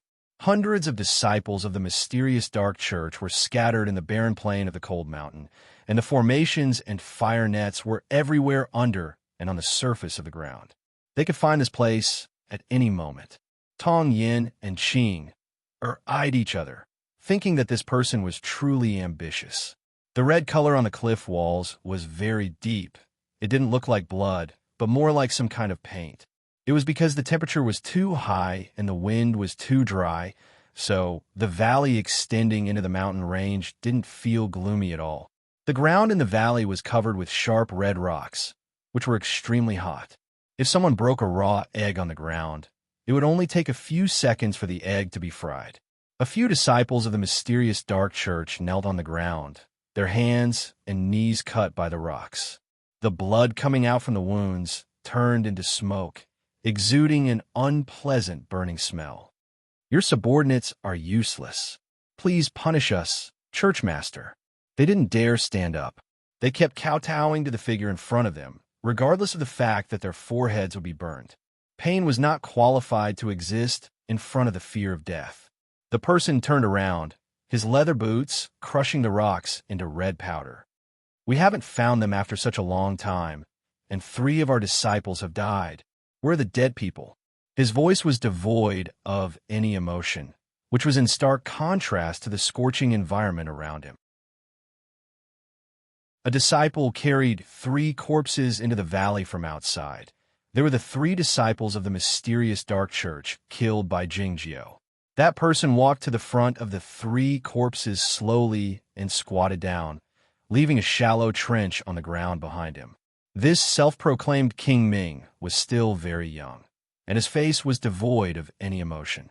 He looked extremely cold, but there seemed to be a wildfire in the deep end of his eyes. Back when Lu Shui betrayed Aoyama, he had wounded Jinryun severely with the demonic method of the Bloody Demon Church. There was a similar wildfire in his eyes. Killing people casually, not burning the corpses with the sword fire, and not disguising it. The swordsmen of Aoyama are still so arrogant. Looking at the broken necks of the 3 corpses, the King Ming sensed the sharp intent in them, the wildfire in the deep end of his eyes growing stronger. After Shi Fengchun committed suicide, he left Zhaoga City. He found treasures on the way by jumping off cliffs and entering the mountains. Finally, he had cultivated a powerful demonic method. After he expelled Su Zai and took control of the mysterious dark sect, he tempered the sun banner again and became an important figure in the deviant sections. What he wanted to do most was to kill Jing Jiao and Zhao Liu, so he had a deep understanding of the sword will of Aoyama. Gao Yi suddenly walked out from the deep end of the valley and bowed to the King Ming, refusing to get up. The King Ming raised his eyebrows slightly and gestured for the followers to disperse. Gao Yi stood up and advised, "The Zhongzhou school is still manageable because Tong Yin is an abandoned disciple. But another disciple of Aoyama has come. Please reconsider, Churchmaster." The mysterious dark church was growing stronger, especially after the sun banner was tempered again. Some elders of the church had a feeling that they were back in the old days. However, if they offended the 2 leaders of the orthodox cultivation sects, the Aoyama sect and the Zhongzhou school, it would be a suicide mission. The King Ming said expressionlessly, "Since he is a disciple of Aoyama, I have to kill him. Nobody can dissuade me." The expression on Gao Ya's face was terrible as he said in a low voice, "Churchmaster, you haven't been back to the ancestral altar for a long time, so you might not know about some things. 300 years ago, the great Grandmaster, whoosh!" The heat waves rose up in the valley. Sensing the sensation from the sun banner, the King Ming arched his eyebrows while looking at the outside of the valley, wondering which swordsman of Aoyama was still alive after touching the fire of the banner. One day and one night had passed. The mysterious dark church had increased their efforts in searching, and the formation had gradually narrowed down its range. A few groups of disciples had already arrived in the vicinity of this patch of forest.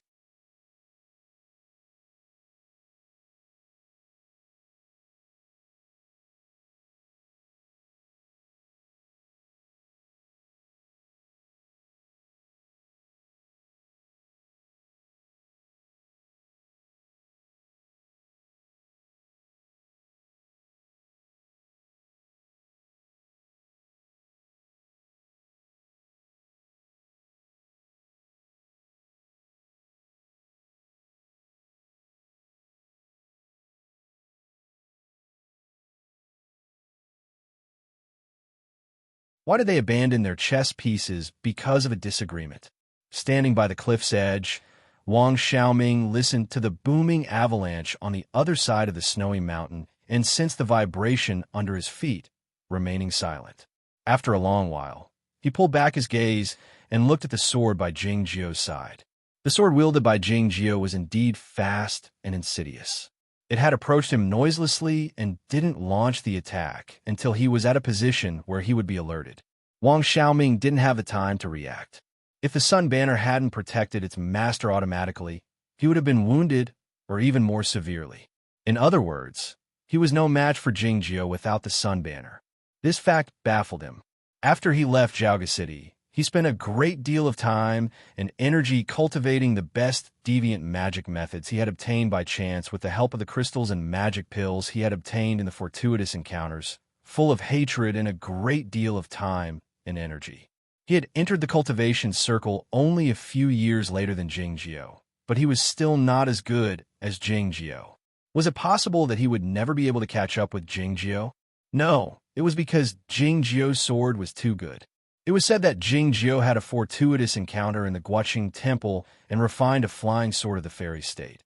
It must be this sword. Since both of them had fortuitous encounters, Jingjiu regarded the sword as a part of his cultivation state, and Jingjiu regarded the sun banner as well, which meant that he had surpassed Jingjiu a long time ago. Thinking of this, Jingjiu calmed down and said, "Your sword is indeed extraordinary, and your talent in sword work is also extraordinary. But do you know what's really good about you?" Jingjiu, of course, didn't pay attention to him. He gazed at the surroundings of the snowy mountain, calculating something. "What is it?" asked Tong Yin, showing an interested expression. "What's the good thing about you is your luck. Even a bright pearl can be cast into darkness. Many people are envious of you for joining Aoyama." The corners of Wang Xiaoming's mouth twitched slightly, and he let out a nervous laugh, saying, "Unfortunately, you're unlucky to meet me today." Jingjiu knew what people like Jingjiu would say at such a moment, but he wasn't interested in it at all. He didn't listen to a single word. Jingjiu looked at the sword of the universe in his hand again, making sure that the trace left by the saliva of the king of fire carps had disappeared. Jingjiu felt more confident about his idea. Since Jingjiu didn't say anything, Tong Yin had to continue playing the role of an interlocutor to buy some time. Looking at Wang Xiaoming on the cliff, Jingjiu said with a serious expression, "According to the investigation of my Zhongzhou school, you've never hurt the innocent, and you've always been benevolent. Why don't you turn over a new leaf and turn over a new leaf?" "Turn over a new leaf? Ha ha!" Wang Xiaoming laughed out loud, as if he had heard something absurd. "In my eyes, there's no distinction between good and evil. All cultivation practitioners deserve to die, regardless of whether they're orthodox or evil." Tong Yin said after a moment of silence, "It turns out that you don't hurt the innocent just because they're mortals." "That's right," said Wang Xiaoming. "I've never considered myself a cultivation practitioner. Even though I've practiced these messy things, I'm still an ordinary person." It could be seen from his expression and tone that he was deeply proud of what he had done. "Where does your hostility toward cultivation practitioners come from?" asked Tong Yin. "You cultivation practitioners have been bullying us ordinary people for countless years, and now you're asking where our hostility comes from." Wang Xiaoming yelled angrily, "We were born to be bullied by you, to be enslaved by you? Why?" His yell echoed in front of the quiet snow-capped mountain. Another layer of snow collapsed on the other side of the mountain, rumbling as if in response to his yell. This time, Tong Yin was silent for a longer time before saying, "In the end, we all have different standpoints. You're a cultivation practitioner now, so you should be able to understand the reason." "No," said Wang Xiaoming in a deep voice. "I've just said that I've never considered myself a cultivation practitioner." Looking at his right leg, Tong Yin said, "Now that you've mastered the demonic arts, you can obviously mend your crippled right leg, but you insist on being a cripple. Is it to remind yourself not to forget your identity as an ordinary person?" Wang Xiaoming didn't expect that Jingjiu could see through his mind. "That's right," he said bitterly. Tong Yin looked at him sympathetically and said, "Unfortunately, what you've done is futile because you're no longer an ordinary person. You've become the cultivation practitioner you once hated the most."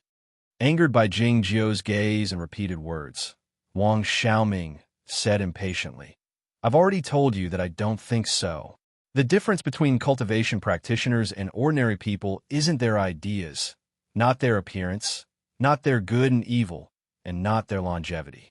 The only criterion is whether or not they can cultivate." Tong Yin shook her head and said, "If you can cultivate, you're a cultivation practitioner. If you can't, you're an ordinary person. It doesn't matter what you think." Jingjiu uttered in agreement. He didn't bother to explain such a simple principle. A beautiful white swan flying freely at a height of 10,000 feet would insist that it was still a duck just because it missed its mother duck and its sisters. This might be sentimental and righteous, but it wasn't the truth. A man turned into a beetle, of course. He wanted to continue being a man, but unfortunately, no one would accept him. He could only take a flower made of twisted metal pieces and sit in the junkyard, reminiscing the past. If Tong Yin had been a bit more mean, he could have asked Wang Xiaoming this question. If you insist that you're an ordinary person and not a cultivation practitioner, will the ordinary people in the world still treat you as one of them?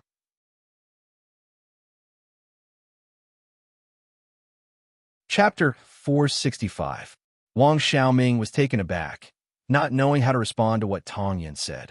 As a result, he became angry again, yelling, "What do you know? Do you know how I got to where I am today? You're not qualified to judge who I am. I don't know a lot about you." Tong Yin continued while looking at Jing Jiao on the cliff. The whole village and possibly his family members were buried by two ignorant cultivation practitioners, and my adoptive father, Shi Fengchun, died because of his stubbornness. Because of this, you inherited his opinion of the cultivation practitioners and wanted to destroy this world by cultivating the demonic methods and becoming the sect master of the mysterious dark sect? Jing Jiao glanced at him, thinking that the Zhongzhou school had indeed investigated the matter carefully. Because of this? That's all. Isn't it enough? It's true that I was still very young when the village was flooded by the mudslide, so I didn't feel anything. Staring at Jing Jiao, Wang Xiaoming yelled with a hateful expression, "But my adoptive father had done so much for me, and you killed him." "I didn't kill him," said Jing Jiao. He didn't like to defend himself, but he didn't like being the scapegoat even more. He was not sure Sui. "You're lying. I know you've been there.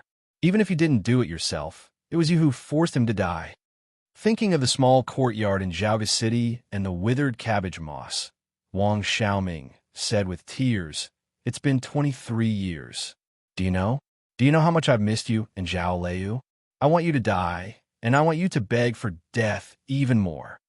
Jing Jiao didn't say anything more. Tong Yin said, "Shi Fengchun bribed the assassins of Bulo Lin in an attempt to assassinate Zhao Liu. He committed suicide to escape punishment after the assassination failed. It has nothing to do with Jing Jiao. My adoptive father is a high official of the imperial court. He can live like an immortal by relying on his salary and the gifts from those small sections. Why did he keep pursuing the important figures of the Aoyama sect?" Wang Xiaoming raised his head and let the tears on his face evaporate with the heat of the sun banner, saying, "Because Zhao Liu is a scourge. I've seen those files. The thoughtless sword is indeed dyed red with blood. Thank the heavens for sending you, Jing Jiao, to me. Today I will kill you first, and then I will kill her in the future, and then I will send you two to reunite." After saying that, he didn't look at Jing Jiao again, as if Jing Jiao was already a dead man. Jing Jiao said to Tong Yin, "Since you have talked with me for so long, I can spare your life, but you have to hand over the green sky mirror. The sun banner, the magic treasures, and the swordsmen of the mysterious dark sect worked together to weave a huge net on the barren plain of the cold mountain. He purposely let Tong Yin and the Aoyama disciple escape here. With his appearance, the net had already extended to the foot of the snowy mountain. He didn't like the advice of the elders, but he didn't want anybody to see him kill a disciple of the Aoyama. At the time, he didn't know that the disciple of the Aoyama was Jing Jiao. The two best chess players in the world were Jing Jiao and Tong Yin. To some extent, they could be considered the smartest and the quickest to react. The fact that they had cooperated with each other and abandoned each other without hesitation was the proof. The elders and swordsmen of the mysterious dark church hadn't shown up until now. They'd figured out what Wang Xiaoming was afraid of. If Tong Yin sent a message to the Zhongzhou school, she would be courting death. All he could do was pin his hope on Jing Jiao. As he was thinking of this, Jing Jiao wielded his sword again. The sword of the universe shot up into the sky, turning into a desolate sword light, and arrived in the sky a few miles high in the blink of an eye. The dark clouds there reflected the color of the distant sun, as if they were burning. In fact, those clouds were indeed burning. The sword light turned around abruptly and arrived in the west a few miles away. But it encountered another wall of fire. Jingjiao reached out his left hand, and the sword of the universe flew back to his hand. The sun banner had taken control of this piece of heaven and earth. Everywhere was isolated by raging flames. He had driven the sword of the universe to its maximum speed. Even the underworld fairy sword couldn't reach this speed. Since the sword of the universe couldn't get out, neither could he, nor could he send a message out. Standing by the cliff's edge, Wang Xiaoming looked down at Tong Yin. The wildfire in his eyes had gradually died out, but his murderous intent had risen to the maximum. Since you don't agree, let's die together. Having said that, he reached out his right hand in the air. The sun banner showed its true form again, and the pole was held tightly in his hand. With a buzzing sound, the black banner rose up without any wind, whistling and rolling. The resentful souls inside the banner let out countless shrill cries. These resentful souls were the pure thought bodies that had been refined. They had no sense of perception. The method of refining the banner was much more advanced than that of the deviant practitioner that Jingjiao had met in the underground world.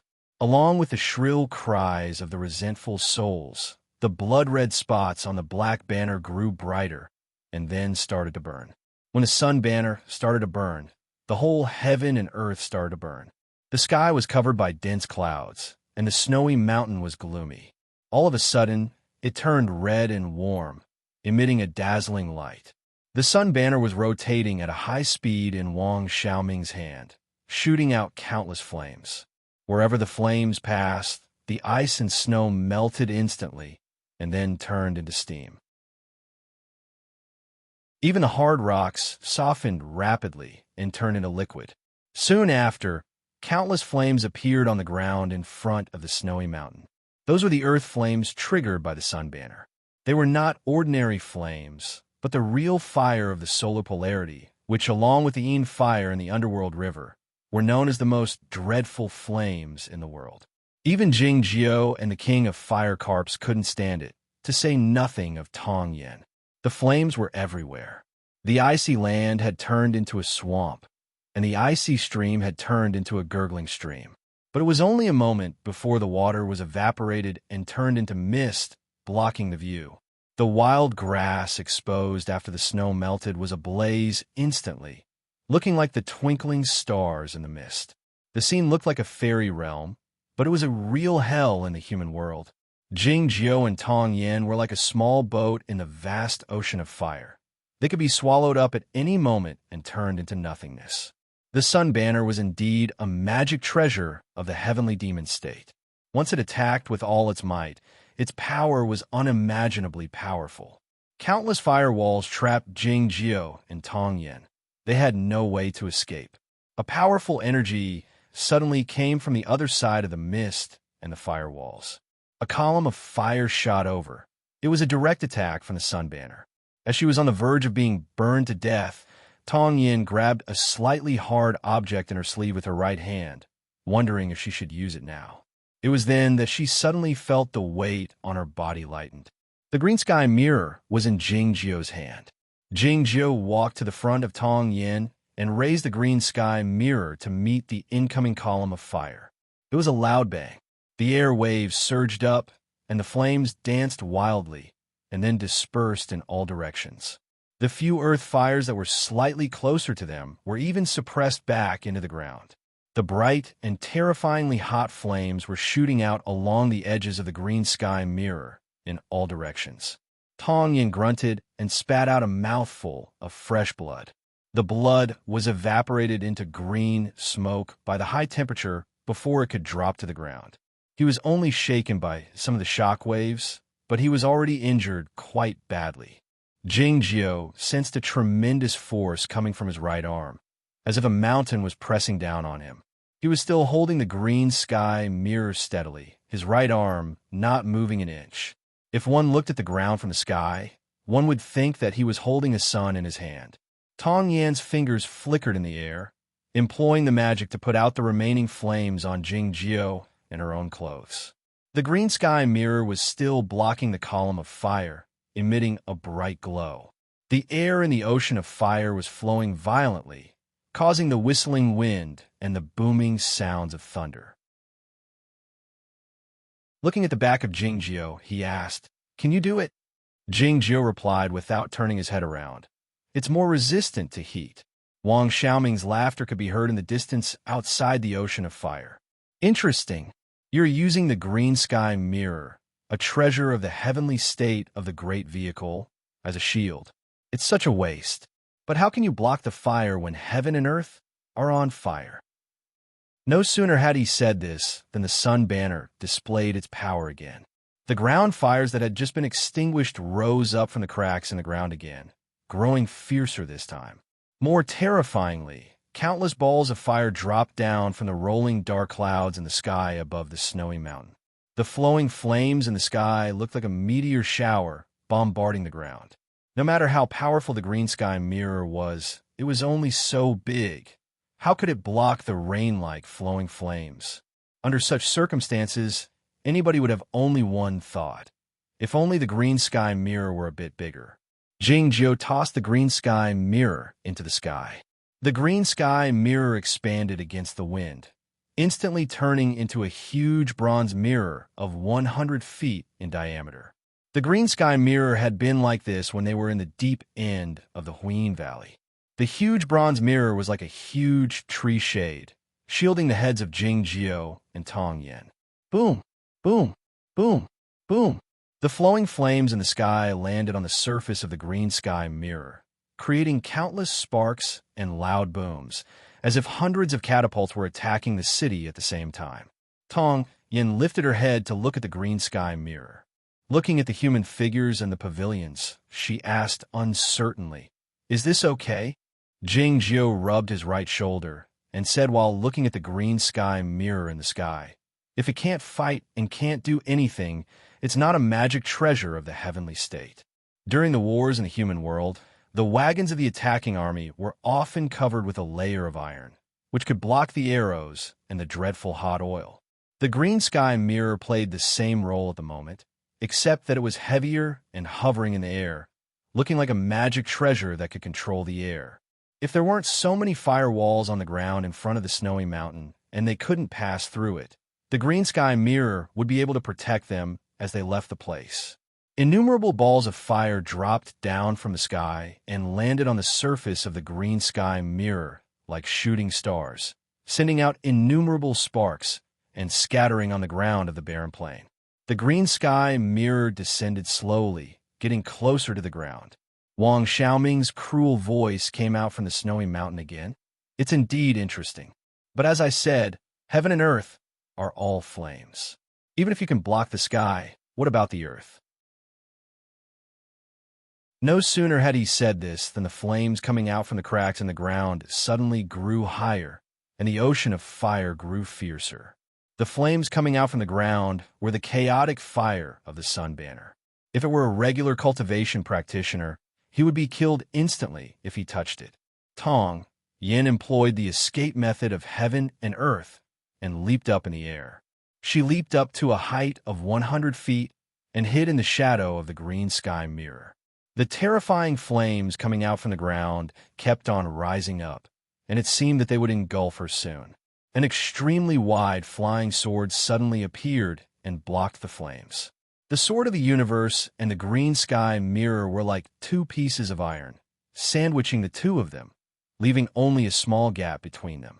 It was difficult for the flames of the sun banner to get into the gap. Sensing the heat coming from the bottom of her feet, Tong Yin asked in surprise, "Is it possible?" "This sword can withstand the heat," said Jingjiu. This sword had been burning in the deep part of the snowland for 6 years. Though the temperature of the sword fire was not as high as the chaotic fire of the sun banner, it was still a sword that had been tempered 100 times. "Is this the sword that the great grandmaster of the unicorn blessed for you?" It's indeed a good sword." The green sky mirror was drifting over their heads, casting its shadow and blocking the heavenly fire. When I thought of this scene, I thought of the so-called flying treasure, which was of course the flying saucer. Today is the last day of the year 2018. I sincerely wish you all good health, a happy family, and a happy new year. Don't play dirty and make more money. End of this chapter.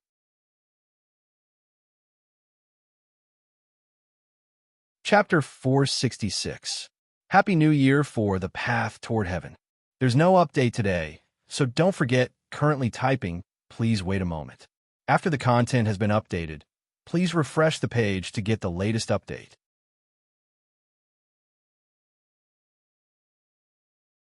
Chapter 467. The mirror was on the top, and the sword was on the bottom. Though it was not sealed tightly, it was still hard for those dreadful flames to penetrate it accurately. The only problem was that the metal had a very good thermal conductivity. It didn't take long for Tong Yin to feel a burning sensation under his feet. He thought of it as an ant on a hot pot. He leapt up without hesitation and employed the escape method of heaven and earth of the Zhongzhou school to hover in midair. Jingzhou was fully aware that it was merely a temporary relief. He couldn't even hold on for too long in the chaotic fire of the sun banner, let alone other swords and people. If the situation persisted, the sword of the universe would melt at any moment, and Tong Yin would be burned to death before that happened. Jingzhou had already thought of all this. He called out Cold Cicada without hesitation and placed it on his head. Meanwhile, he grabbed at the air with his right hand. A large pit appeared on the ground, and a great deal of burning soil was brought to another place. A stream of bone-piercing coldness descended from above and enshrouded his entire body like a cloak. The remaining coldness fell on the sword of the universe and then dispersed, lowering the temperature in this place. Seeing the small, snow-white beetle, Tong Yin was startled, wondering what kind of peculiar treasure it was that could resist the heat of the sun banner. Cold Cicada crouched on Jingzhou's head, feeling uneasy. It had always crouched on Lu Ada's head, and Lu Ada crouched on Jingzhou's head, so there was a layer of separation between them. But now it was lying directly on top of its master's head, which was a bit disrespectful. And what did its master want it to do? Did he want to put out the dreadful flames outside? But I'm merely a snow beetle of the lowest state in the snowy kingdom. How can I do that? As it was thinking of all this, the voice of Qing suddenly broke out in the green sky mirror, which was being attacked by countless flowing flames. I can't hold on any longer. I can't hold on any longer. Tong Yin shot a glance at Jingzhou, wondering why he had said earlier that the green sky mirror was more resistant to heat. It had only been a short while, but it couldn't hold on any longer.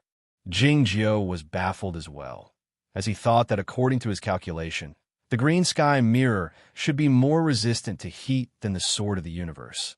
But the sword of the universe had just started to turn red and hadn't melted yet. Why did the green sky mirror fail first? Qing flapped her transparent wings and flew out from the green sky mirror. Seeing Cold Cicada hovering above Jingzhou's head, her eyes suddenly beamed. She pounced on it like a bee that had seen a flower. She sat on Jingzhou's shoulder and hugged his head and Cold Cicada to her bosom. Finally, she felt a bit cooler. She said to Jingzhou's ear, "If we don't find another way, we will all die." If they were all going to die, it meant that more than one person was going to die. In the illusionary realm of the green sky mirror, the sky had turned dark red. In a mountain village in the south of the old Chu kingdom, the white-haired eldest young Master Zhang was eating. He was sweating profusely in the hot and humid weather, and the millet porridge cooled down by the well water couldn't stimulate his appetite. He looked at the sky that was still bright and emitting endless heat. He angrily smashed the bowl and cursed. What the F***CK? What the hell is going on in this world? After the world of the green sky mirror was sealed in ice, the eldest young Master Zhang was the first one to wake up. He of course knew that this world was different from what it used to be. For instance, the time had slowed down a lot, and nobody had woken up except for himself. His sons and granddaughters were all sleeping, and so were the others in the village and the town. It was so eerie that it made him shudder with fear. His temperament was similar to his parents. He was willing to do anything at the critical moment. Otherwise, he wouldn't have dared assassinate the emperor behind his father's back. If it were someone else, he would have been scared to death in this eerie world. But it took him only a dozen days to adapt to it. Since he had stored a great deal of food at home, he didn't have to worry about starving to death. All he had to do was cook the food himself. He felt a bit remorseful for being picky about his daughter-in-law's cooking skills. As for those sleeping people, it seemed that they didn't need to eat anything. He thought that these people would wake up eventually, so he wasn't worried about them.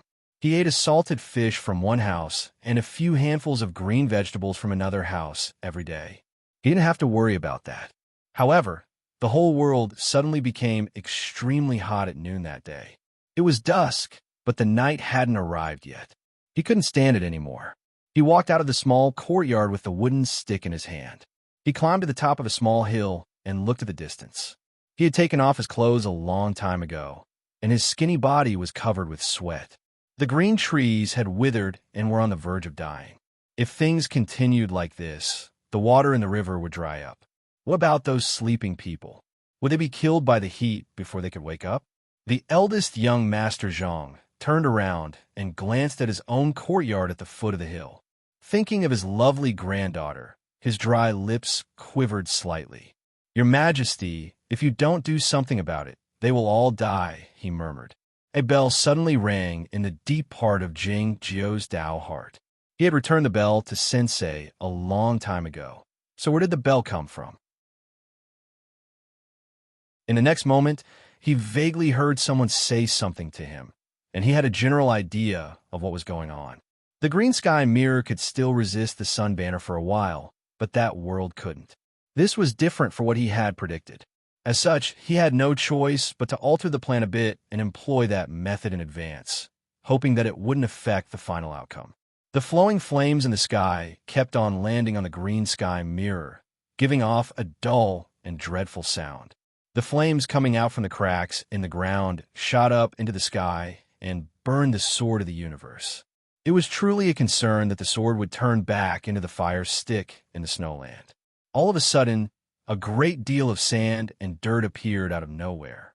Most of them landed on the surface of the green sky mirror. Some of them landed on the ground below, and some of them landed on the sword of the universe. The sword of the universe gave off a sizzling sound, generating a great deal of steam. The body of the sword grew dimmer, and its temperature dropped significantly. So did the green sky mirror. Qing was startled, wondering where the sand and dirt came from. Thinking of Jing Jiu's grabbing motion in the air, Tong Yin looked at the large pit on the ground, wondering if the sand and dirt came from it. The sand and dirt were still burning at the time, but why was it so cold now that the fire had been extinguished? In front of the cliff on the snowy mountain, Wang Xiaoming sensed an exceedingly cold energy through the sun banner. He was startled, wondering what the hell it was. The temperature of the flames of the sun banner was unimaginably high, but the cold intent could consume a great deal of the flames. How cold must it be? He couldn't figure out how such a cold object could exist in this world. Even the 3-foot sword on the Shangda Peak in Aoyama couldn't do it. To say nothing of the 3-foot sword on the Shangda Peak, the cold source under the Shangda Peak, and the icy peak in the deep part of the snowland couldn't even compare to the cold intent contained in the sand and dirt. The universe was the coldest place in the world. Jing Jiu sent the burning sand and dirt to the universe. No matter whether they were the chaotic fire of the sun banner or other fires, they would all be extinguished instantly. In the next moment, the temperature of the sand and dirt dropped sharply. Jing Jiu brought the sand and dirt back and used it to cool down the green sky mirror and the sword of the universe. The sun banner would be of no use to him if the objects he sent to the universe were not restricted, but it was impossible. It was because he could destroy any magic treasure and swordsman in Chao Tian with a flick of his finger, to say nothing of the sun banner. Even though the process was as simple as taking money out of a wallet and then taking it out after putting his hand in the wallet, it would still take a lot of effort, not to mention the large amount of sand and dirt. The cold sand and dirt blocked the formidable flames, and then the temperature rose rapidly. Jing Jiu was aware that this method couldn't be used for a long time. "I'll go kill him," he said to Tong Yin. Tong Yin asked, "What's the percentage?" Thinking of the royal seal of the king of the underworld, the bamboo board, and the underworld fairy sword, Jing Jiu said, 20%. "How can we do that?" Qing exclaimed worriedly. Jing Jiu said to Qing, "It's hard for me to die. If I can't kill him, I'll take you with me and leave this place. Ching had entered Jing Jiu's body and seen that dark, boundless, and cold world. She guessed that Jing Jiu should have a way to leave this place with the green sky mirror. Why don't you take him with you? She asked. He's alive, said Jing Jiu. I'm alive as well, Ching said urgently. These are two different ways of living.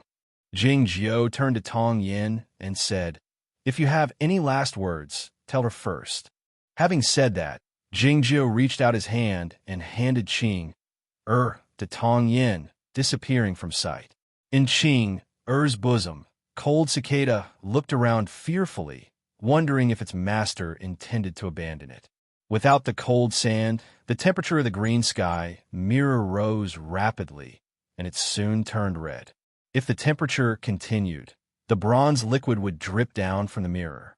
The sword of the universe was in a worse state.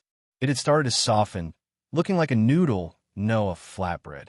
Ching was a spiritual body, so she was in a better state, but Tong Yin couldn't withstand such a high temperature. Her clothes had many holes on them, her hair was withered, and many blisters appeared on her mouth and face.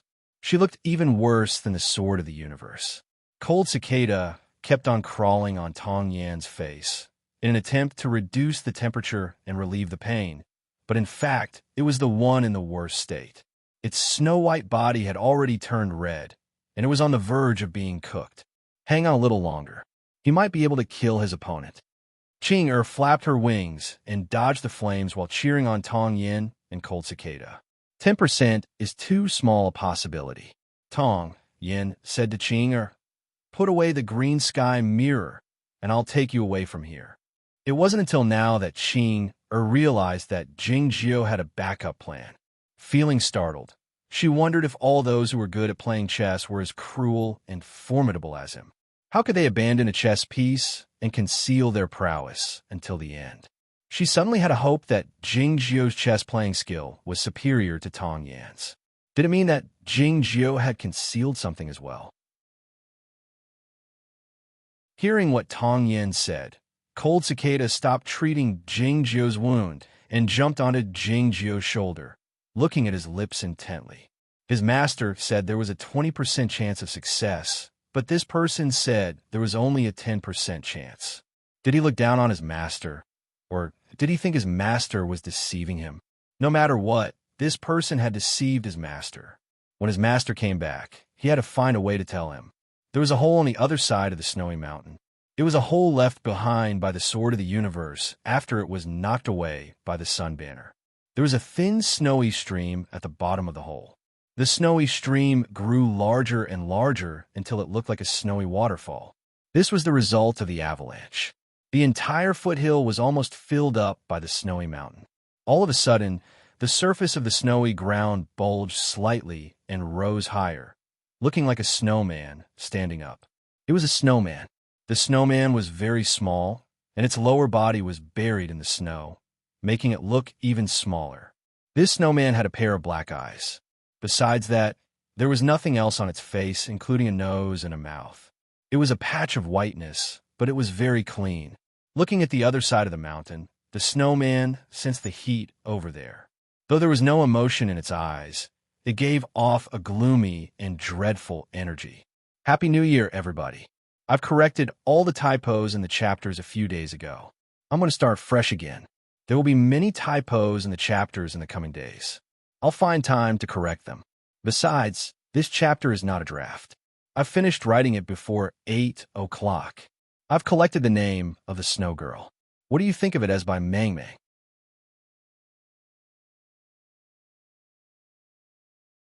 Chapter 468.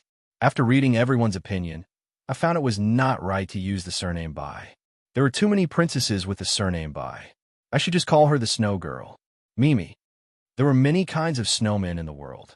As for how many kinds there were, it depended on the imagination of the children who liked to play with snow and the southern people who rarely saw snow. This snowman looked like the most ordinary kind. It was small and chubby, but its face was too clean, lacking a carrot and a dried red pepper. But if one looked carefully, one would find two special features of this snowman. It had long white hair that fell to the ground. It was unknown whether the hair was made of snow or something else. It looked very real, but because it was so real, it gave people a feeling that it was not real. Secondly, its eyes were so deep and dark that it made people's hearts palpitate. It looked like a dream, but more like a nightmare. It should be a female, so it should be called the Snow Girl. The Snow Girl looked at the mountain in silence. It was an endless sea of fire. She could still feel the high temperature from there, even though she was so far away. Ice and fire were incompatible. Any kind of fire was a provocation to her, not to mention the sun banner, which was the sun-up wind fire. She also felt that some of her subjects were going to die in the sea of fire. These flames were strange. She was at her weakest moment, so it was very likely that she would be hurt by those flames.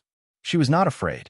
She just looked at the mountain in silence and analyzed the situation based on the fighting instinct in the deepest part of her bloodline.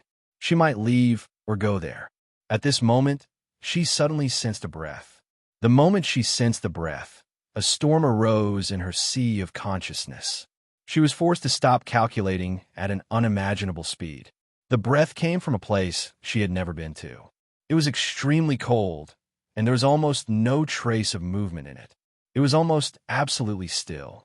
Absolute coldness and stillness were the most terrible things. Even she felt it was a little scary, but at the same time, it was the highest state that she pursued in her life, and it was the strongest desire buried deep in her instinct. This pursuit and desire was the source of the storm in her sea of consciousness. The Snow Girl stood up, but she was still very short. She walked toward the mountain. Her gait was very strange.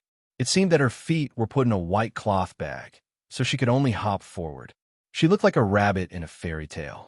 Such a strange gait was very fast. In just a few seconds, she came to the other side of the mountain. It was a snowy mountain.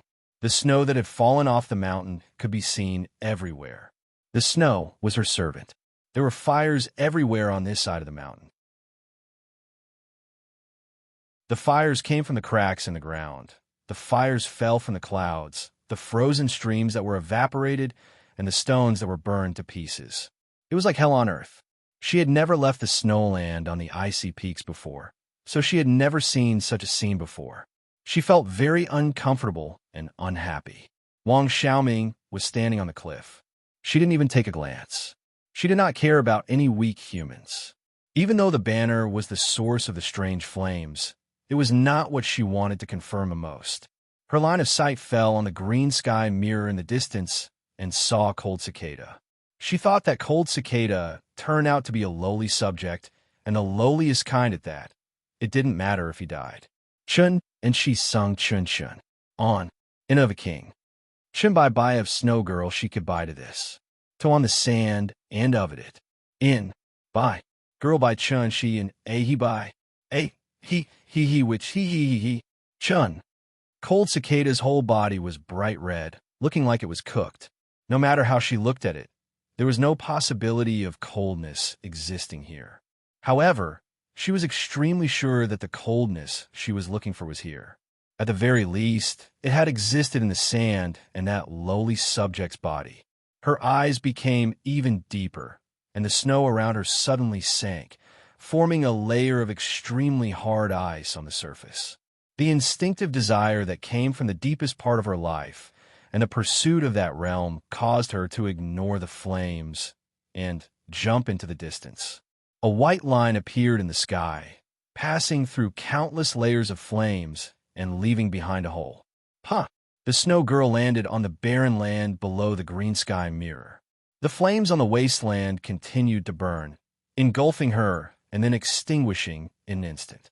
Frost formed on the surface of the hot stone she was stepping on, and then it shattered in an instant. The Snow Girl lifted her head to look at the green sky mirror. The wilderness became abnormally quiet and deathly still. It seemed that the heavenly flames descending from the clouds and the tongues of fire shooting out from the cracks in the ground had all lost their voices.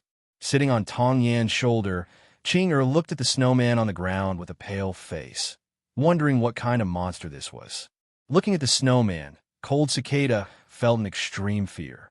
It had no way to deal with this mental attack. It passed out after a hiccup, falling down from Tong Yan's shoulder. Like a snowflake, Cold Cicada landed on the top of the snow girl's head, like what it had done on Luada's head, making an exquisite and beautiful bow. The snow girl was quite satisfied with cold cicada's self-awareness. She flew to the top of the green sky mirror and lowered her head to look at the sand and sand. The sand and sand were burning, exuding a scorched smell that she didn't like, but she found a scent she liked the most. The snow girl closed her eyes, feeling intoxicated. If she could breathe, she would have inhaled deeply.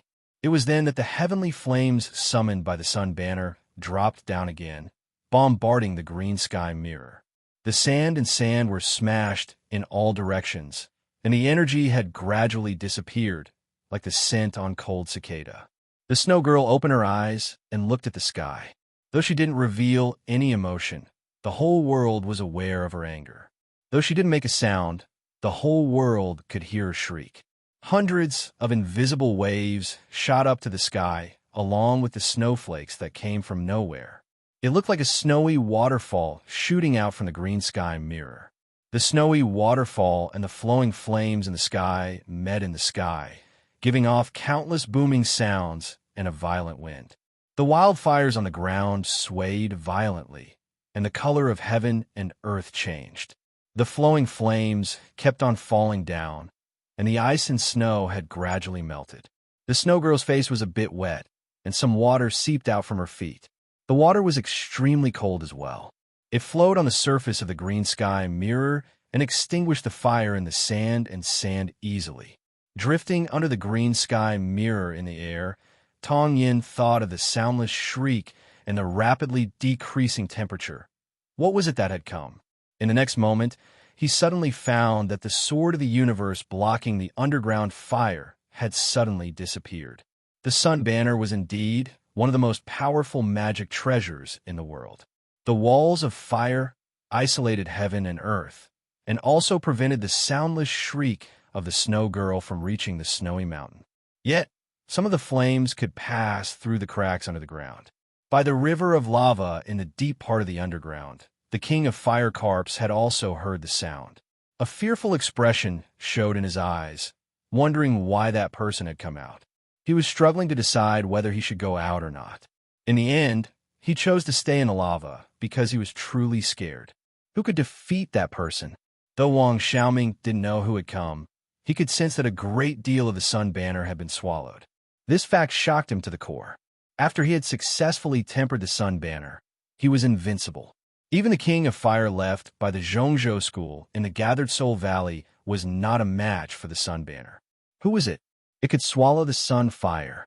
Was it a magic treasure of the fairy state similar to the sun banner, one that was born with a cold and dark nature?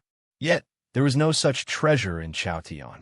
The space in front of the cliff was suddenly torn open, and the sword of the universe appeared out of nowhere. The body of the sword was still burning hot, but it was exceedingly bright. The reflection of the snowy mountain made the sword look a bit colder.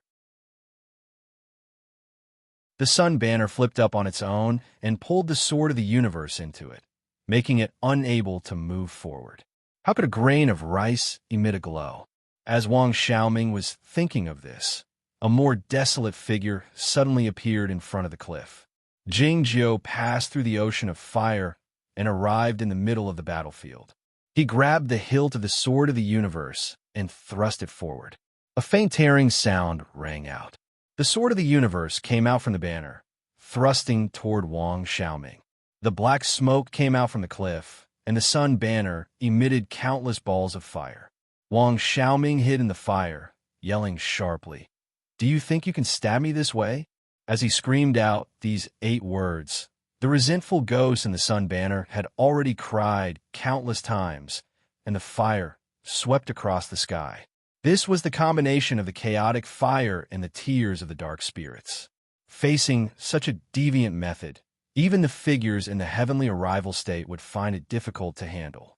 Though the cries of the ghosts had no effect on Jing Jiu, the chaotic fire was indeed formidable. His body could only withstand it for a moment. This moment was at most the time it took to utter these words. The outcome would be determined in a moment.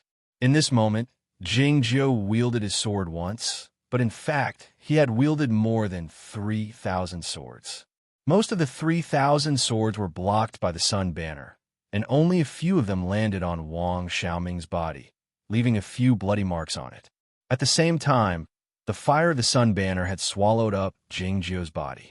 If it were any other cultivation practitioner, he would have turned into a puff of green smoke. Jingjiu didn't die, but he was badly wounded. The white cloth made of natural worm silk was burned into pieces, and his body was covered with scorch marks. The sun banner was too formidable. In his current cultivation state, he couldn't resist it head-on. If he didn't retreat, he would die on the spot. But he was still calm. It was obvious that he still had some tricks up his sleeves. A soundless and shrill scream suddenly came from the wilderness. Meanwhile, a violent energy approached at a high speed. The snowy mountain was shaking restlessly. Countless snowflakes fell down with a loud rumble, drowning the cliff in an instant. Wang Xiaoming landed at the foot of the cliff. He retreated a few thousand feet with the sun banner in his hand, looking at the distance vigilantly and protecting himself. The expression on Jingjiu's face was unprecedentedly solemn. He used the fingers of his right hand as a sword and drew a formation with the inherited heaven sword style as quickly as he could. A white figure arrived in front of the snowy mountain with a coldness that was even more dreadful than the snowflakes. It took Jingjiu a long time to figure out the weakness of the sun banner, so he could use the underworld fairy sword to cross the sea of fire and arrive at the snowy mountain. But the snow girl crossed the sea of fire directly. The difference in difficulty between the two was like the difference between heaven and earth. The snow girl had to pay a price to cross the sea of fire of the sun banner. The surface of her body had melted a lot, making her look slimmer. The cold fog dispersed from her body, and the remaining fire on the ground was gradually extinguished. The sun banner swayed in the wind, and countless flames drifted toward her. She was like a cold black hole that could absorb all the light and heat in the world. Wang Xiaoming was shocked speechless. The snow girl didn't even take a look at him. She walked to the front of Jingjiu and took the sword of the universe. Holding the sword, she lowered her head and looked at it carefully. It was as if she was admiring a painting or a universe. Please remember the domain name of this book. Mobile version.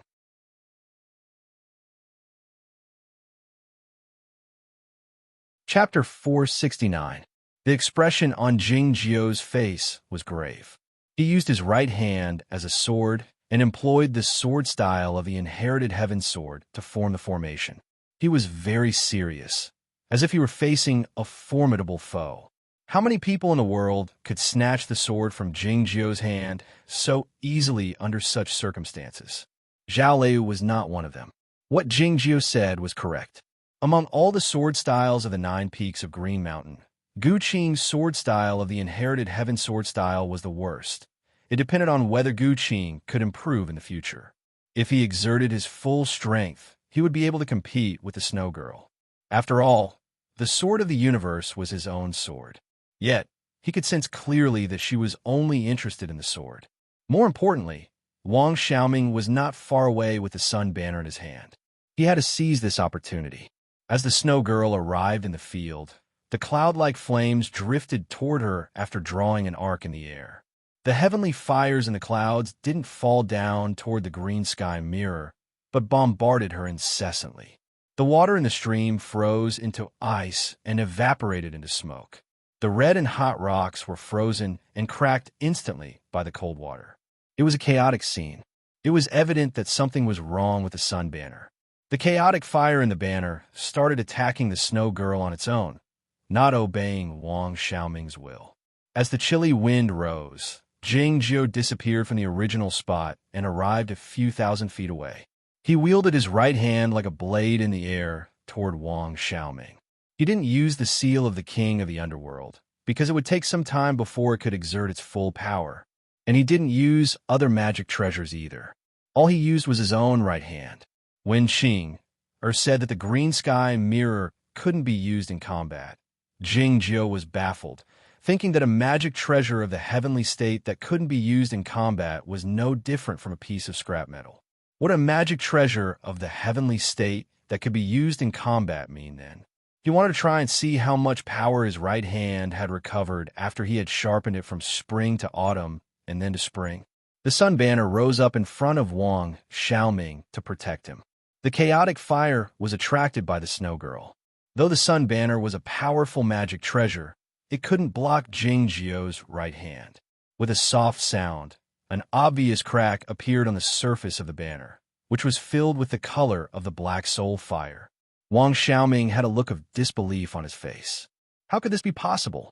The ardent sun banner was connected to his heart and blood. When the banner was damaged, his mind also suffered a great impact. He spat out a mouthful of blood. He let out a muffled groan and quickly circulated his demonic power. The edge of the banner rolled up a huge wave and sent Jingzhou flying. At the same time, it sent him into the clouds, and in the blink of an eye, he was already high up in the sky. With a buzzing sound, Jingzhou's sleeves fluttered as he arrived in the sky. He was like Wang Xiaoming's shadow. His right hand slashed down with a sharp light. Wang Xiaoming's demonic magic was indeed remarkable. With a stern shout, he turned into several streaks of black smoke and forcefully took back the control of the sun banner. Then, he rolled up the flames in the clouds and bombarded Jingzhou.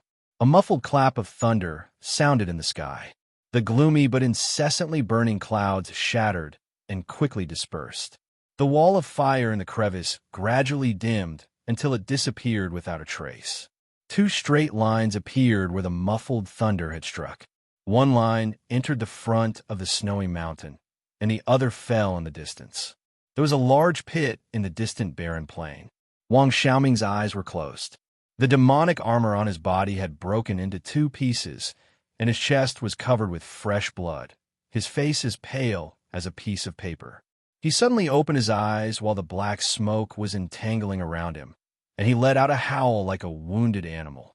He didn't expect that the sun banner would suddenly malfunction at the critical moment. All he did was attack the snowman who came out of nowhere and let go of Jingzhou. In order to seize the green sky mirror, he had prepared for a long time, but he ended up in a sorry state, and he had even destroyed a magic treasure of high state that could save his life. The worst part was that Jingzhou had even created a crack on the sun banner.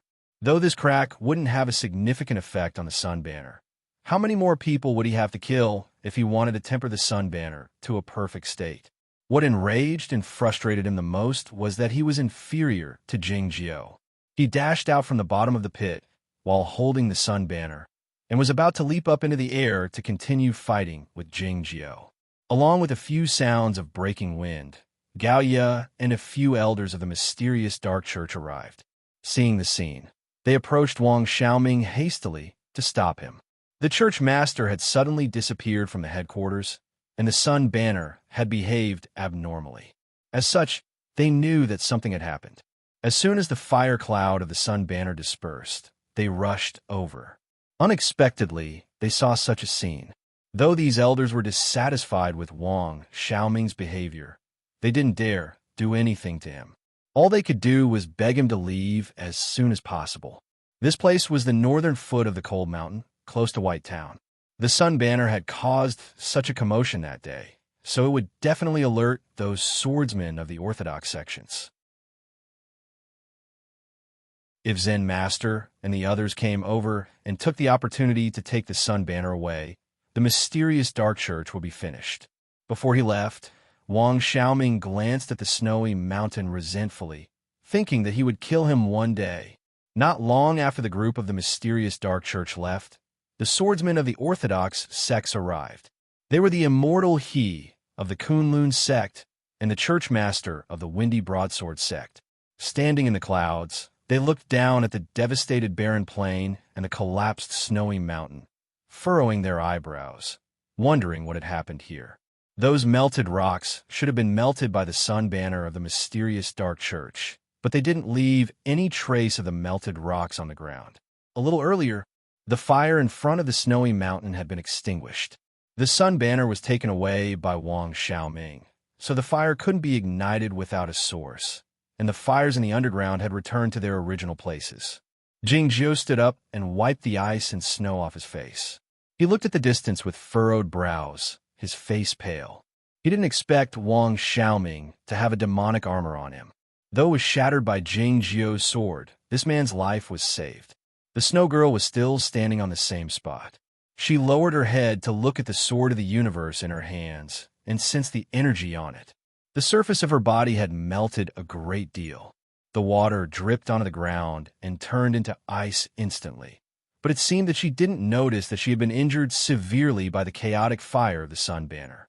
It was probably because she didn't have much fighting experience, or it was because she thought that a magic treasure of the human race like the sun banner couldn't inflict any damage on her. Jing Jiu walked out from the snowy ground. He didn't even take a look at the sword of the universe in her hands. His figure suddenly disappeared, and he arrived a few miles away. The green sky mirror had returned to its original size, lying on the ground in silence. Qing'er flapped her wings and looked in the direction of the snowy mountain, her small face full of fear and bewilderment. "Let's go," said Jingjiu. Qing'er came back to her senses and said while pointing to the snowy mountain, "Your sword is still there." Jingjiu didn't pay any attention to her. He picked up the green sky mirror and tied it to his back using the white cloth burned by the sun banner. In the next moment, he arrived a few miles away. Standing on the same spot, Tong Yin looked at the disappearing figure in the distance, wondering if it was an open robbery.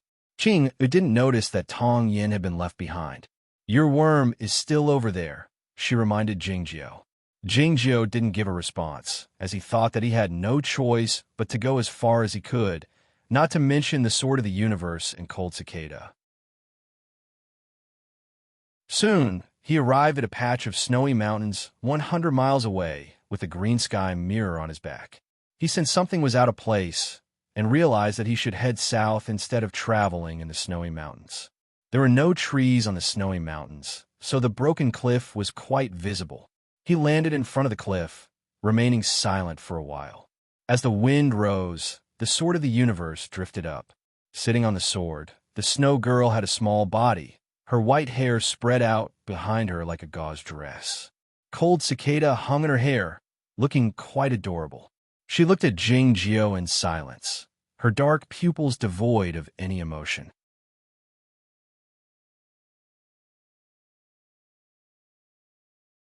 Chapter 470. The sword of the universe landed on the cliff. The snow girl looked at Jing Jiu without uttering a word. It had been a while since she walked out from the snowy mountain, but this was the first time that Jing Jiu had seen her clearly. After being washed by the chaotic fire of the sun banner, the ice and snow on the surface of the snow girl's body had melted a great deal. Though she was not as round as before, she was still a bit round. Her fingers were chubby and looked as lovely as a glutinous rice cake. Her feet were joined together, so Jing Jiu couldn't see her clearly. Back when he was trapped in the deep part of the snowland, he had communicated with the great queen of the snowy kingdom a few times. Like most of the humans, he had tried to guess what the highest being in Chaotian looked like, but he didn't expect her to be a little round snowman. The being that Jing Jiu feared the most in Chaotian was not the fairy book of the Zhongzhou school or his big brother, but the queen of the snowy kingdom. He was certain that the queen was the most powerful being in this land, even more powerful than his friend the giant. Jing Jiu wasn't even her equal in his previous life. How could he avoid the threat of the queen of the snowy kingdom? It was simple to stay away from her. As such, Jing Jiu didn't come to the north again after his trip to the snowland. He turned around and left when he was 300 miles away from White Town. As such, he didn't take a look at the snow girl from beginning to end, because he didn't want her to discover his existence. Now that the snow girl stood in front of him, it didn't matter anymore. He didn't mind taking a look at her, but it was better not to talk if possible. Qing poked her head out of the green sky mirror gingerly. She looked at the profile of Jing Jiu and the snow girl. She intended to say something, but she closed her mouth tightly in the end. It was quiet on the cliff, as quiet as a graveyard. The footsteps suddenly broke out in the wind and snow. Tong Yin had finally arrived. He said to Jing Jiu in a mocking tone, "I didn't expect you to stop and wait for me." Qing found that Tong Yin was left behind by Jing Jiu in front of the snowy mountain by now. She glanced at him sympathetically, thinking that those who played chess had a filthy heart. The next moment, Tong Yin saw Shui Jie. She held back the words she was about to question Jing Jiao and fell silent. His temperament was proud and aloof.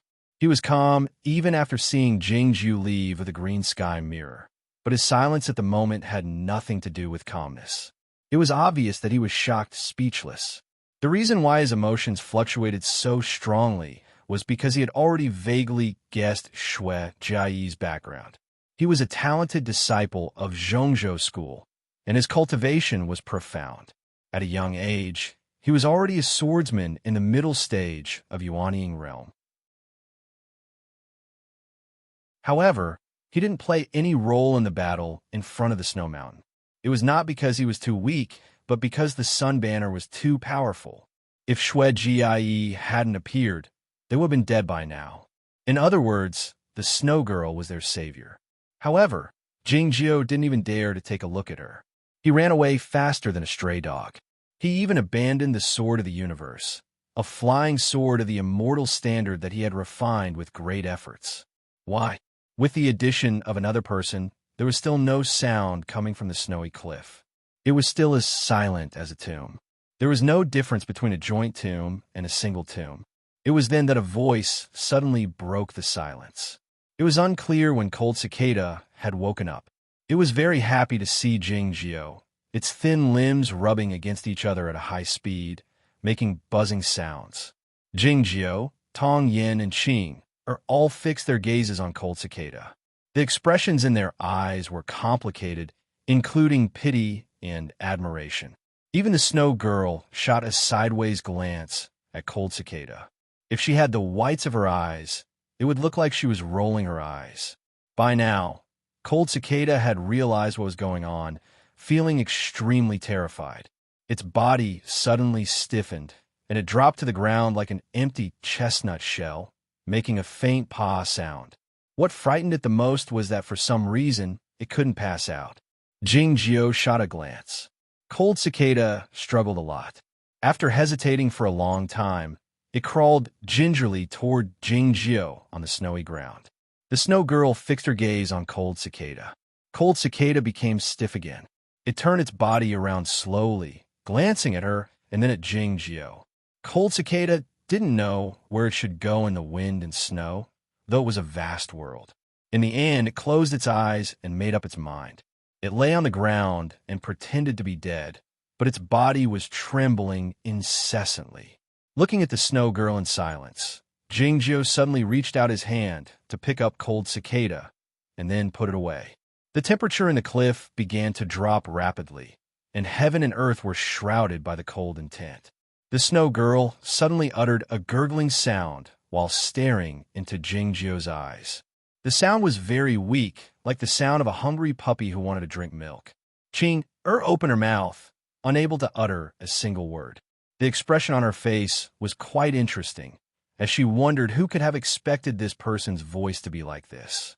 Tong, you noticed that the snow girl didn't have a mouth, so the sound should come from her belly. Gurgling, looking at Jing Jiao, the snow girl continued making her own sound earnestly.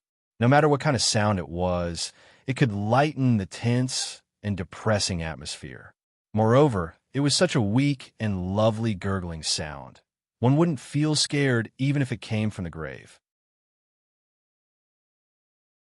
The gurgling sound was very lovely and childish.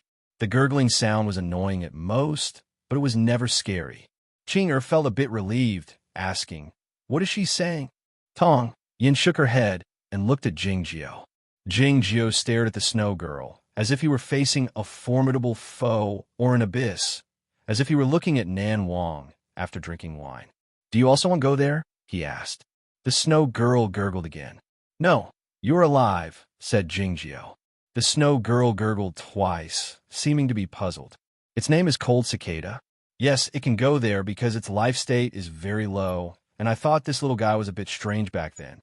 Jing Jiao continued while looking at her. "You are different. I don't have the ability or the qualification to send you there." Sitting on the sword of the universe, the snow girl didn't reveal any energy. She looked like a dead object, just like Jing Jiao sometimes. But anyone could tell by looking at her deep and dark pupils that she was alive, and a very high-level one at that. The snow girl fell silent, as if she was thinking about something. Ching flew to Jingjiu's shoulder and sat down, asking curiously, "Can you understand what she is saying?" Jingjiu uttered, Ching, a thought that gurgling was just gurgling. How could he understand different meanings? She asked, "Is it a spiritual communication?" "Guess," said Jingjiu. Ching wondered if he wanted her to guess. Back in the snowland, Jingjiu and the queen of the snowy kingdom communicated through spiritual awareness. It was convenient, but the pressure that came with the spiritual awareness was also dreadful. Since the snow girl couldn't communicate through spiritual awareness, Jingjiu could only guess, which was a bit difficult. It was indeed troublesome to deal with a child. It was indeed reasonable that his big brother didn't choose to spread his seeds all over the world when he recruited many disciples and subordinates. The snow girl suddenly gurgled again. Jingjiu said, "I can give you cold cicada, the sword, and everything related to that world, including the bamboo chair, but I can't." The snow girl looked at Jingjiu in silence. The temperature in the cliff dropped abruptly, and the wind and snow intensified. Though she didn't make any gurgling sound, the three of them could sense the danger. It was like the shrill scream she made when she was enraged by the sun banner. Though it was soundless, it could be heard by heaven and earth. Ching was scared, so she hid in the green sky mirror. Tong Yin lowered his head and found that he couldn't predict what the other party would do. He was good at chess playing, so he had an amazing calculating ability. Unfortunately, he couldn't predict what Jingjiu would do, so he couldn't do anything about it. Nobody knew what the snow girl would do next, or how she would strike. When she collided with the sun banner, she didn't do anything, but the chaotic fire drifted toward her. They didn't even know if she could raise her two short hands. Apart from the Broadsword King and Zen Master, nobody had any experience in this field. If they didn't know what her opponent would do, they probably wouldn't be able to defeat her. Tong Yin could only calculate this much. He knew that he had no choice but to wait for her to strike first. It was then that the snow girl suddenly closed her eyes. The wind blew the snowflakes to the bottom of the cliff and then dispersed like the clouds. Time passed slowly, but she didn't open her eyes. Ching couldn't restrain her curiosity any longer. She crawled out from the green sky mirror and asked gingerly, "What's wrong?" Tong Yin looked at the snow girl, remaining silent. After a long time, Jingjiu uttered him softly. Tong Yin felt relieved and said to Ching, "She is asleep." In fact, it's quite fun to be called by Ying. Thinking of Sensei Da, Zhan Daodu, Si Lily, and Zhou Lele, I only know this name. Ying, I'll update less in the near future, and I'll probably stop updating at any time. It's because I've caught a cold. I have to go to the south for a meeting. I have to pick up my dear niece and bring her to the Daqing Festival. I'll take her to see the world of ice and snow in Bing City and go skiing in Yabuli. And I've written on the official WeChat account a few days ago that I'll take her to the hot spring on a moonless night after the snowfall and take her to watch the stars by the lake. And then I'll wait for the cold to get worse. My parents-in-law are back, and I have to prepare for the spring festival. I've spent the spring festival in Hubei in the last 2 or 3 years, so I have to prepare for it here this year. I feel so tired just thinking about it. Ying, you guys hit me.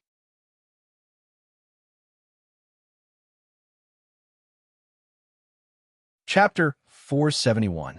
Chinger didn't understand at all and asked, "Is she sleepy? How did he suddenly fall asleep?" You can think of it as meditation or hibernation. Tong Yin explained, "She was hurt by the sun banner, so she entered this state." Jingjiu glanced at them and reminded them to keep their voices down in case they woke her up. He and Tong Yin were the human race's most adept chess players. They had been silent for a while to observe, analyze, and calculate. In the end, he came to the conclusion that the snow girl had fallen asleep. Ching was very surprised, wondering how this man could be injured by the sun banner. Compared to the underworld, the Snow Empire was the greatest and true threat to the human race. This was a fact that everyone knew. However, mortals were only afraid of the world of ice and snow, and they did not understand the real reason. Only the cultivators in the world of cultivation and the real spirits of heavenly treasures like her knew that the Queen of the Snowy Kingdom was the source of all the fear. The Queen of the Snowy Kingdom was an intelligent being of the highest state in Chaotian. Even the ancient divine animals like the unicorn were inferior to her. She was a legendary being. Normally, even if the sun banner possessed the power of a being in the reaching heaven state, it shouldn't have been able to hurt her. If it was that person who came, she naturally wouldn't be injured, but she's only that person's daughter. Tong Yin looked at the snow girl and said with a complicated expression, "This kind of high-level bloodline has an extremely long lifespan. 20 years is too short. She is still a child." Jingjiu agreed with this judgment. Years ago, he had experienced the coercion in the snowland. The sun banner was just an ordinary flag for the queen. But he was wrong about one thing. The reason why the snow girl was hurt by the sun banner was not because she was underage or inexperienced, but because she had forgotten that she was very weak. She still looked at the world as she used to. She judged the strong and the weak according to what she used to see. She really thought that the sun banner was just a small flag.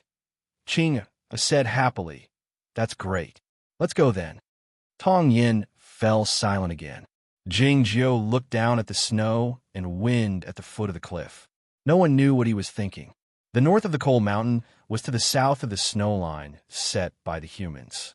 The appearance of the snow girl here could bring unimaginable disasters to the human race. Even if she was just a child, she was still that person's child. The most important thing for Jingjiu and Tong Yin to do at the moment was to find a way to inform White Town and ask Broadsword King and Zen Master to come here and suppress her. If she woke up, how could they keep her? If she hadn't attracted the sun banner's mystical fire, we would have been dead by now. Tong Yin said, "In a sense, she is our savior." The meaning of these words was very clear. He could not bear to hand the snow girl over to Sword Saint and Zen Master and let her be executed. Should he let the snow girl sleep in the snow mountain? No one knew what kind of disaster she would bring to the human world when she woke up. In that case, there was only one solution left, which was to take Xue Jie away and let them take care of her. The problem was, would they be able to shoulder such a heavy responsibility? Zhongzhou School really liked to control everything, even if it was an abandoned student. This was Jingjiu's thought. Looking at the wind and snow at the foot of the cliff, Jingjiu remarked, "It's a terrible idea." Tong Yin asked while staring into his eyes, "What if you kill her?" Jingjiu, of course, wouldn't kill the snow girl. First of all, he was not sure if he had the ability to kill her. Secondly, even if he could kill her, what if the Queen of the Snowy Kingdom took revenge for her daughter after she found out about it? Would he want the whole of Aoyama to be buried with her? There was only to talk about the nonsense of mother and daughter killing each other. The story of the mother and daughter killing each other and not being killed by others had happened many times in history, and Green Mountain had seen it many times. Jingjiu didn't know how to respond to Tong Yan's provocation. If it were any other provocation, he would retaliate with a swing of his sword. But the provocation related to the Queen of the Snowy Kingdom. He could endure it. As the saying goes, enduring for a moment is like enduring for a lifetime. The sun banner was taken away by Wang Xiaoming, and the green sky mirror had no need to resist the heavenly fire, so the temperature had returned to normal. The sky in the illusionary realm of the green sky mirror grew darker. It was no longer red, but as gloomy as the ink. The eldest young Master Zhang had noticed the change in the sky a long time ago, thinking that the emperor had indeed heard his voice. He couldn't help but feel proud. As the gentle wind brushed over his body, he felt so comfortable he shivered a few times. Then he remembered that he wasn't wearing any clothes, and he was covered in sweat all over his body. It was easy for him to get sick if he was blown by the wind. This world had become stranger and stranger, but who knew if he would get sick in the future? He walked back to the courtyard at the foot of the mountain while leaning on the wooden stick. He checked on his son, granddaughter, grandson, and daughter-in-law one by one, and made sure that they were all safe and sound. He put on a jacket and went to the nearby Zhaoju house to make sure that all the people and livestock in his house were still sleeping. Then He went to the well behind the Zhao Ju house and craned his neck to take a look. After he was sure that the red carp hadn't come back, he couldn't help but feel disappointed.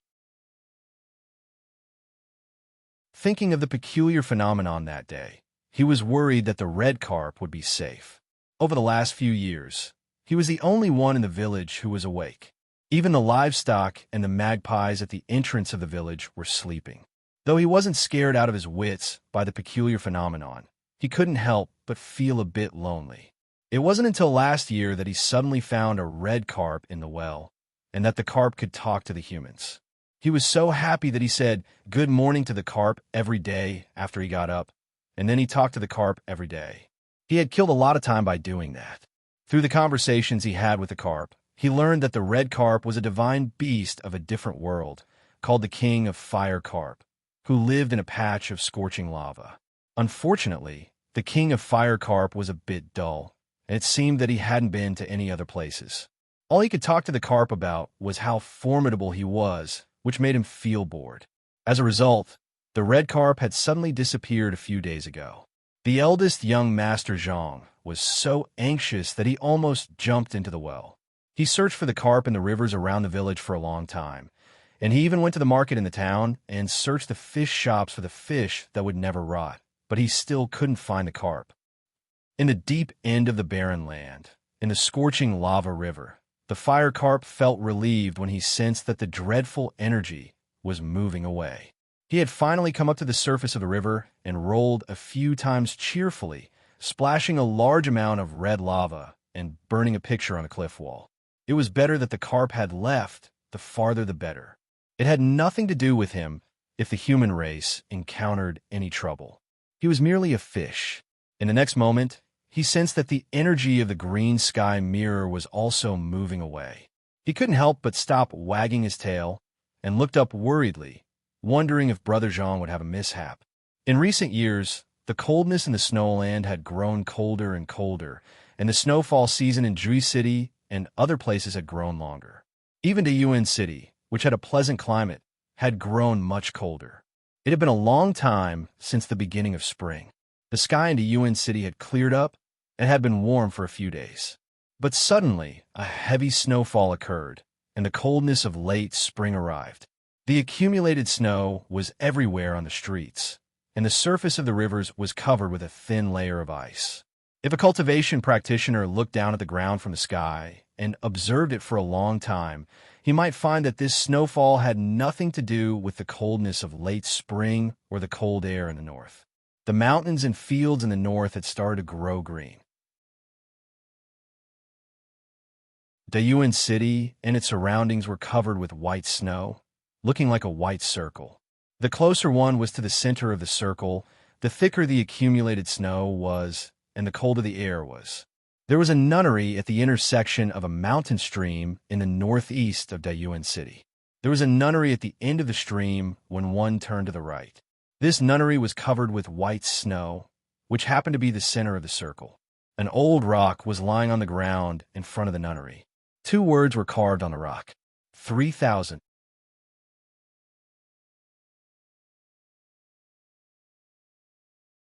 Chapter 472. As the coldness of spring enshrouded Dayuan City, the residents rummaged through their chests and cabinets hurriedly to find the thick winter clothes. The cotton-padded jackets that had already been taken off the shelves in the shops were selling like hotcakes again, and they were often out of stock. A few large carts were parked in front of the clothes shop, and the workers kept moving the goods down. In the cold weather, the mist formed by sweat was very eye-catching. In front of an antique shop not far away, a man holding a cup of hot tea looked at the scene and asked, "Have the winter coats and charcoal been distributed?" This person was about 30 years old. He had a calm demeanor, clear eyes, and some white hair on his temples. It was that young masterly from back then. The manager of the antique shop hurriedly replied, "Young master, everything is done." Before Jingjiu and Guodong left the Yuan city, they gave him a box of golden leaves. He used the golden leaves to open an antique shop. Not long after that, his father, the Governor Li, was released from the prison. The officials of the Yuan city were shocked, so they had to show some respect to the Governor Li. As a result, The business of the antique shop was quite good. 10 years had passed, and he had become a famous literary merchant in Dayuan City. However, people still called him Young Masterly because he hadn't gotten married yet. The steward continued, "Yesterday, the 3,000 nunnery came and bought a lot of cotton-padded jackets and quilts. I wonder if they're preparing for winter relief." The 3,000 nunnery was not well known in Dayuan City. The steward of the nunnery was naturally instructed by the owner to pay attention to every move of the nunnery. Young Masterly was somewhat surprised, thinking that there were only a few old nuns in that nunnery, and they had never given out porridge or anything like that. So why did they buy so many cotton-padded jackets and quilts? He decided to go and have a look in a few days. I haven't been there for a few years, and I actually miss it. He recalled how he had mistakenly entered the depths of the valley after drinking with his bad friends. He had greedily looked at the morning sun and ended up falling into the lotus pond. He couldn't help but laugh at himself. After a smile, there was a faint sense of disappointment. Young Masterly said that he would go and have a look in a few days, but in fact, Young Masterly went the next day. This had nothing to do with coincidence. It was just that he found a very suitable reason to revisit an old place. In the first few years, he often went to the nunnery and played the zither to the deserted lake. The nuns in the nunnery ignored him. The sound of the zither floated on the surface of the lake, but no one came. Hence, he gradually came less and less until he never came again. Looking at the two words on the stone, Young Masterly thought of what happened in the past. He shook his head and walked in. Just like before, the nuns in the nunnery did not show up. He didn't walk far before he felt a little strange. Why was it so cold here? The water in the stream was completely frozen. The snow on the bridge was extremely thick, but there were no footprints. The roofs of the nunneries on the other side were also covered in thick snow, making one worry that they might collapse. He slowly walked across the snow bridge, came to the meditation room, and looked inside. The round window faced the snowy lake on the other side, cutting out an extremely beautiful world. Inside the house, countless quilts were piled up on the floor like a mountain, and a little girl was buried in them. The little girl's entire body was wrapped in a quilt. Even her mouth and nose were covered. Only her tightly closed eyes could be seen. Her face was pale, and it seemed like she wasn't breathing. Young Masterly was shocked. He looked around to make sure there was no one around. Without hesitation, he climbed over the railing and rushed into the house. With a muffled hum, an invisible force bounced him back, causing him to fall heavily into the snow. He did not get up. He pulled out a knife from his boot and looked at the meditation room, wondering where he should go in. "Put down the knife. I don't want to kill you." A voice came from the snow. The voice was chilly, devoid of any emotion. Holding the knife in his hand, the Young Masterly looked at the source of the voice vigilantly, asking, "Who are you? What have you done to the little girl?" The voice didn't answer him. The Young Masterly yelled angrily, "She's going to be crushed to death." In his eyes, the little girl had probably been crushed to death by the mountain-like quilt, but he didn't want to think so because he still wanted to have a glimmer of hope. Noiselessly, Jing Jiu walked over from the snow and said calmly while looking at him, "She's not dead yet." Looking at Jing Jiu's face, the Young Masterly couldn't help but be stunned. His mind was in a mess as he murmured, "Then she will die from the heat." "She won't die from the heat. But if we don't do that, everybody in Dayuan City will freeze to death." Having said that, Jing Jiu turned around and walked toward the snowy lake behind the meditation room. The Young Masterly finally came to his senses, and all the memories of the past came back to his mind. Looking at Jing Jiu's back, he asked in a trembling voice, "You are back. I don't think she will come back here." The figure of Jing Jiu disappeared from the other side of the meditation room. The Young Masterly lowered his hand that was holding the broadsword, and then lowered his head. Back then, he had guessed that this pair of brother and sister should be the immortals. Seeing that Jing Jiu's face hadn't changed at all, he knew that he had guessed correctly and couldn't help but feel a bit bitter. His father had suddenly escaped from the catastrophe. The ancient painting had been sent back, and his treacherous friend had been caught and brought back. He also suspected that all these events had something to do with this pair of brother and sister. and that box of golden leaves. There were so many things he wanted to ask, but he didn't know where to start. The path of immortals and mortals were different, and the affairs of the world were like dust. Their time was different. Standing in the snow for a long time, he bowed deeply to the meditation room, turned around, and left. Tong Yin and Qing came to the railing outside the meditation room and looked at the departing figure, feeling it quite strange. Who was this person? There was a lethal formation set up by Jing Jiao using the inherited heaven sword style in front of the meditation room. This person attempted to enter the meditation room, but he didn't die. It meant that Jing Jiao didn't want him to die, so he removed the formation temporarily. What was even more unbelievable was that Jing Jiao had exchanged a few words with this person, which was a rare occurrence given his temperament. Qing turned to look at the snow girl under the quilt, feeling even more baffled. She had watched Jing Jiao for several decades in the illusionary realm of the green sky mirror, so she knew Jing Jiao better than most people in the real world. Jing Jiao was afraid of trouble and didn't like to cause any trouble. To put it more precisely, he was afraid of death. But why did he agree with Tong Yin and bring the snow girl here? Night fell. The snowy clouds blocked the stars, and the lights in the darkness were quite eye-catching. The old nun walked out slowly and lit the remaining dozen lamps one by one with her trembling hands.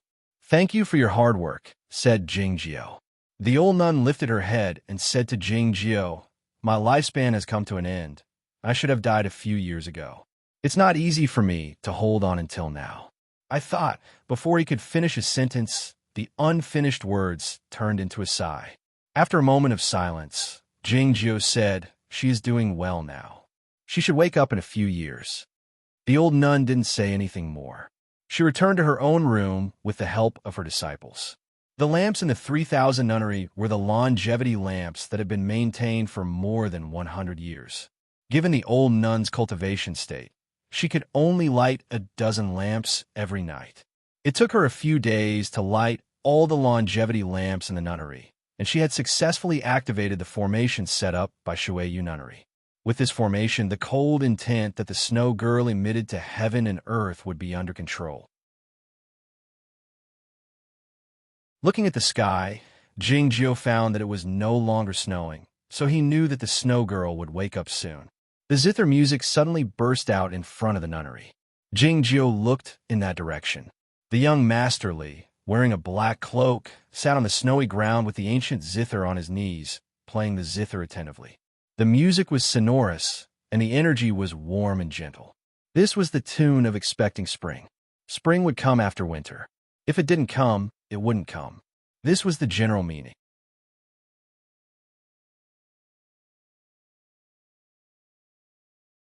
Chapter 473.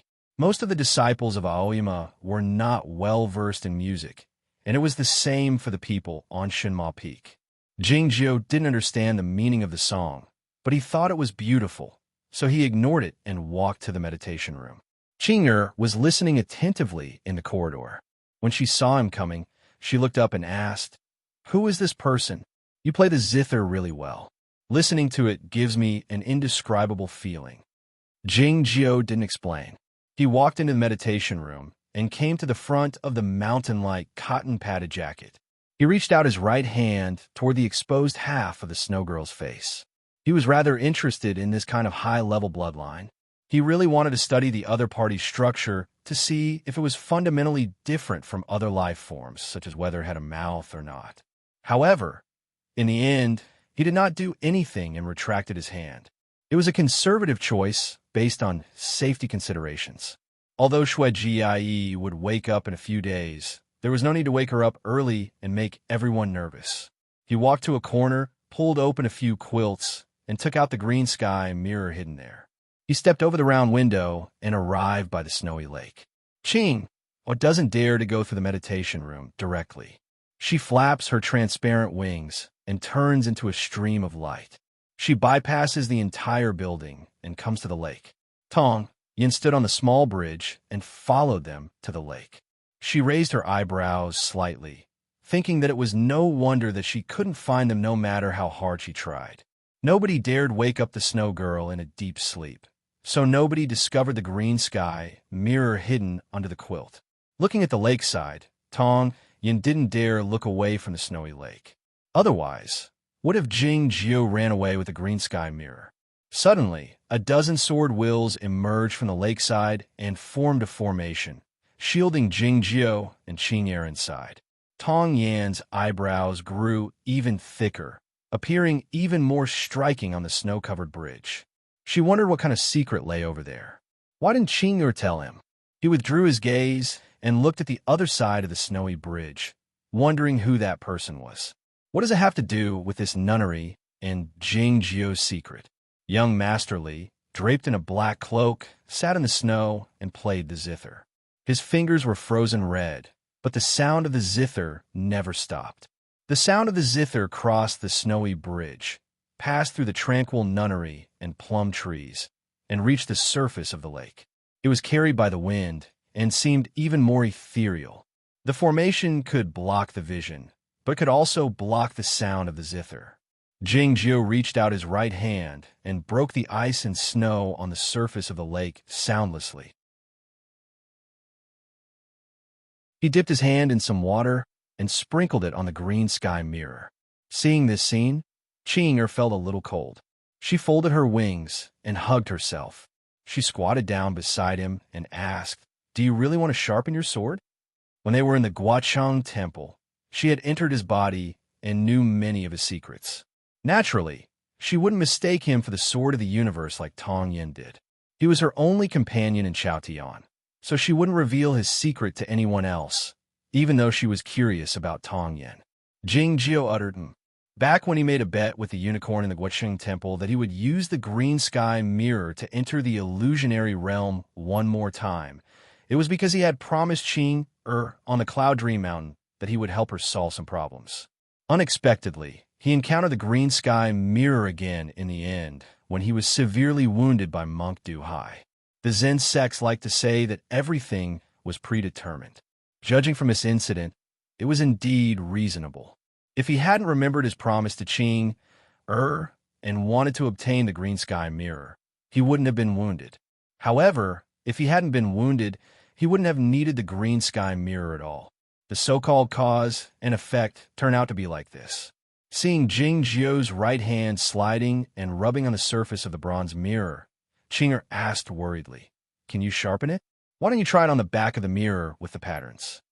She, the mirror spirit, was the most familiar with the green sky mirror. The surface of the mirror was indeed very slippery, so it took a long time to sharpen the sword. But Jing Jiu was not in a hurry. He was certain that the green sky mirror was the sharpening stone he had been looking for over a year. The bronze mirror was the best material for sharpening. The smoother the surface was, the more delicate it was, and the closer it was to perfection. Jing Jiu said, "As long as you work hard enough, you can sharpen an iron rod into a needle. Though it's easier to sharpen an iron rod into a needle than to sharpen a sword, it's still possible." The green girl thought that she didn't understand, so she changed the topic and asked, "The day before yesterday, I asked you how to become a real human being. You asked me to think about it by myself. It took me 2 days to figure it out. If I could figure it out, why would I ask you?" Looking at the bronze mirror, Jing Jiu adjusted the angle of his right hand, saying, "The answer is simple. As long as you think you are a human, you'll be a human." Qing'er felt baffled, exclaiming, "What's the difference between this and deceiving yourself and others?" Jing Jiu pressed without lifting his head, "Deceiving yourself?" Qing'er understood what he meant, pondering over it. The most important question is, why do you want to become a human? Why can't you be a mountain, river, lake, sea, flower, tree, grass, or animal? Jing Jiu scooped up some water from the snowy lake and sprinkled it on the green sky mirror, and then continued sharpening it soundlessly. After a long moment of silence, Qing'er said, "They are all humans. You are a human. Tong Yin is a human. Little Zhao is a human. And so am I." Jing Jiu knew that she had thought it through and didn't need his help, so he didn't say anything more. The sound of zither could be heard from the other side of the snowy bridge, making the cold winter night feel a bit warmer. 10 years ago, The young masterly came here every night to play the zither to the horse, which was still grazing in Aoyama. The green sky mirror was the one listening to the zither tonight. Did it mean that this bronze mirror would go to Aoyama as well? Thinking of this possibility, Jingjiu felt satisfied. The longevity lamps hanging on the trees by the lake illuminated the nunnery hall and his face. As the formation of the Shui Yu nunnery was set up, the cold intent in the meditation room was isolated. The wind and snow stopped, and the temperature rose. The ice on the surface of the lake cracked open with cracking sounds. A lotus branch that had been pressed down by the ice and snow the night before broke through the snow and straightened its body. A familiar voice rang out in the deep part of his mind. After some thought, Jingjiu slowed down the movement of his right hand and made it a bit gentler. In the illusionary realm of the green sky mirror, the violent wind was howling and the dark clouds were everywhere. A flash of lightning would illuminate the night sky every few seconds. The lightning was extremely magnificent, extending from the northernmost part to the ocean in the southernmost part, as if it would tear the sky apart. It was at least 10,000 miles long.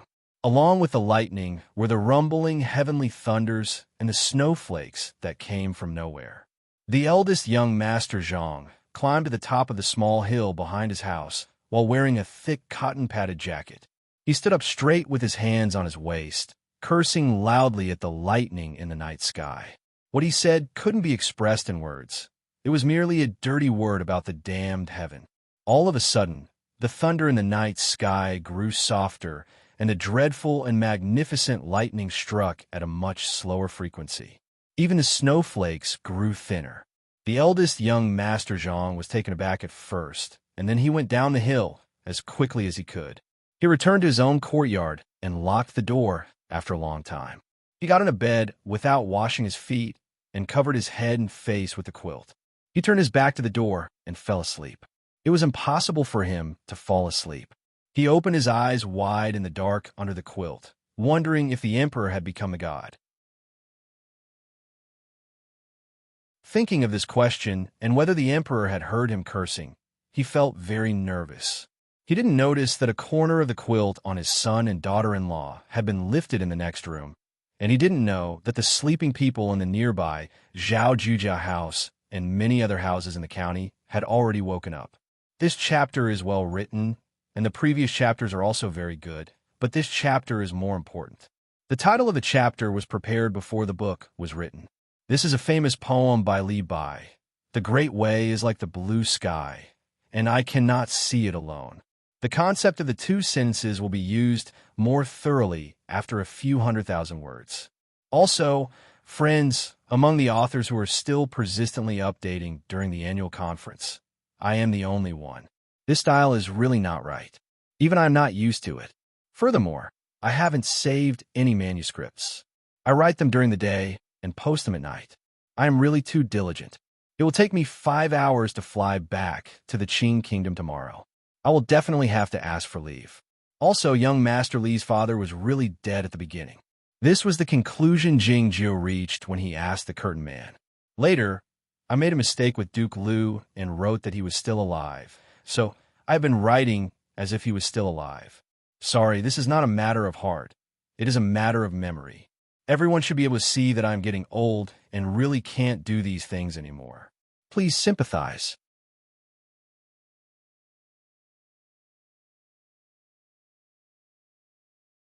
Chapter 474. The next morning, the ice on the surface of the lake melted more, and the nunnery became warmer. Tong Yin left the nunnery after informing the old nun. He arrived at the Yuan city via the wet mountain path. He found the antique shop of the young Master Li and bought some items. He learned something from the neighbors and the idlers. The West Ocean Rebellion happened 10 years ago, and the young woman the young Master Li met in the nunnery should be the senior master of Shui Yu nunnery. It was easy to come up with this conclusion because Tong Yin was good at calculating and he happened to know the inside story of that event. It was dark when he returned to the 3000 nunnery. The longevity lamp hanging on the bridge among the trees by the lake grew brighter. Tong Yin came to the meditation room and looked inside. The snow girl was sleeping soundly in the quilt mountain. It was unclear when she would wake up.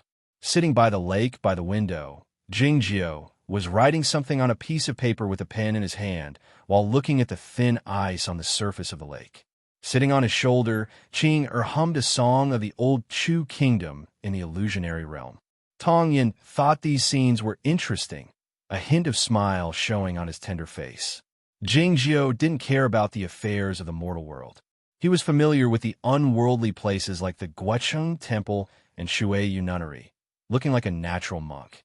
Then he thought of his young sister by Zhao, the smile on the corners of his mouth fading away, but his eyebrows grew thicker because of the raised eyebrows. If he didn't care about it, how could he have so many talented women by his side? He had the senior master Guodong 10 years ago, and now he had Qing by his side and the snow girl sleeping soundly in the quilt mountain behind him. The sound of zither could suddenly be heard in the dark night. Tong Yin turned around and walked to the front of the bridge, looking in the direction of the sound. The young masterly didn't sit on the snowy ground, but on the low stool he brought with him. He placed the zither on his knees, the sound of the zither coming from the strings. What he played tonight was Introduction to a Good Night. This piece of music had been played here 10 years ago, on the stone stool by the lake. Jingjio's ears twitched slightly. Qing, who was sitting on his shoulder, curiously leaned over and touched his earlobe. She thought to herself, why are they so good-looking even though he has a pair of big ears? Dozens of sword wills emerged from Jingjio's body. He deployed a formation with the inherited heaven sword style, blocking the sight of the outside world, but not the zither music. He dipped his right hand into the lake to wet it, and then continued sharpening the sword with the smooth surface of the green sky mirror. The cold lake water quickly turned into mist and rose into the air. His hand was faintly discernible in it. Qing thought that this was also quite nice. The sound of the zither continued without a pause. Many songs were changed, but Jingjio did not notice. Time passed slowly. The night deepened. Jingjio suddenly raised his head and disappeared from the lakeside. Tong Yin had also sensed the change of energy in the meditation room. She knew something was wrong, so she came to the front of the young masterly by stepping on the thin snow on the stream. She turned around and struck out with her palm. A shapeless energy came out from his palm and spread out with the wind. It looked like a mirror, reflecting the stone bridge, the nunnery hall, and the blue sky ahead. In an instant, the scenes became blurry because a thin layer of frost had formed on the surface of the mirror. The extremely cold frost easily broke the magic method of Zhongzhou school attached to the shapeless light mirror and spread to the back of his hand and wrist, and then moved upward. Tong Yan's face was pale. She felt the Zhen Yuan flowing in her body had slowed down dramatically, and even the spiritual energy of her yuanying had weakened a bit. In meditation room, the snow girl had opened her eyes. Her dark pupils exuded a dreadful cold intent, and the tiny but beautiful snowflakes were dancing in the air. Jingjio came to the front of the quilt after breaking thousands of tiny snowflakes. "Stop it," he said while staring into her eyes. Looking at him in silence, the snow girl realized that this human was threatening her. Nobody in Chaotian could threaten her, but Jingjio had done so twice already. It was because he had seen her at her weakest, and he had what she wanted the most, the absolutely cold world. In front of the stone bridge, the cold intent had disappeared. The frost and snow had already covered Tong Yan's shoulders. He coughed twice, spitting out some blood that looked like red crystals. It was evident that he was wounded badly. The young masterly was not a cultivation practitioner. Though he didn't face the attack of the cold intent directly, he was wounded more severely. He had already passed out in the snow. Tong Yin turned to look at him and shook her head. She stuffed a magic pill into his mouth, and then asked the nuns of the nunnery to carry him and the zither back to the room. "There are flames in the lantern. You should be able to sense them clearly. As long as you know the connection between these flames, you will be able to master this formation." Jingjio took out a thin booklet from his sleeve and put it on the quilt in front of the snow girl. "This is also a kind of formation. You should learn it as soon as possible, and then we'll leave here. The cover of the thin booklet had no words written on it. The words on the cover were fresh after being blown up by the wind coming in from the window. The words were simple, but the sword shapes on the cover were extremely complicated, making one dizzy just by looking at them. It was even more difficult to learn them. If Gu Qing were here, he would be able to recognize that this booklet was the most important part of the Aoyama sect, the inherited heaven sword style. Having done all this, Jing Jiao walked out of the meditation room and came to the front of the stone bridge. Jing Jiao said to Tong Yin, "The Snowy Kingdom has only social classes, but no society. She has no companions, only her subjects. As such, she only knows how to give orders and doesn't know how to communicate with others. If a life can't sense her will and doesn't submit to her in time, she will judge that it should be eliminated." Tong Yin asked, "So the first thing she did after waking up was to kill him? Then why were the old nuns in the nunnery safe and sound?" Jingjiu thought about it and said, "Maybe she was tired of listening to the zither these days." After a moment of silence, Tong Yin said, "We have to find a way to solve this problem. If it was true, people would die wherever the snow girl went. They had no way to hide her whereabouts, and those who died were innocent." "Yes," Jing Jiu said, "she needs to learn how to get along with other lives." Tong Yin said, "First of all, she needs to be able to communicate with her. You're the best candidate since you can understand her words." Jing Jiu said, "I haven't been ordered by anyone, so I can't communicate with her in a real and effective way. So, ask Tong Yin." "You go," said Jing Jiu. Having said that, Jing Jiu returned to the lakeside and continued to sharpen the sword, as if nothing had happened. After a long moment of silence, Tong Yin walked into the meditation room with heavy steps. The cold intent of the snow girl stopped leaking out, and the wind and snow were gone into Yuan City. The surroundings of the nunnery became warmer and more humid, but it was still very cold in the meditation room, with a thick layer of ice and frost on the walls and eaves. A dozen transparent icicles were hanging on the round window, cutting the scenery of the snowy lake and winter trees into many thin strips, giving off a peculiar sense of beauty. The snow girl was still wrapped in the cotton quilt, with only her small face exposed. Her face was snow white, devoid of a nose and a mouth. Strangely enough, her face was not ugly, but rather had a peculiar sense of beauty. Tong Yin thought that she was indeed a being of the highest state in Chaotian. It was a common opinion in the cultivation circle that a being of the highest state was extraordinary. Regardless of whether one was extremely beautiful or extremely ugly, extremely upright or extremely peculiar, they all meant that one was extraordinary. On the contrary, the truly powerful beings must have an outstanding or impressive appearance. Thinking of Jing Jiu's face, Tong Yin suddenly felt bored. When one felt that life was boring, one would be more fearless. Tong Yin calmed down and bowed to the snow girl, saying, "Your Highness, I'm Tong Yin, a disciple of the Zhongzhou school." The snow girl didn't give any response, nor did she make any sound. Tong Yin believed that the snow girl could understand the human language, so he continued, "We might have to stay here a little longer, waiting for the masters to make a decision."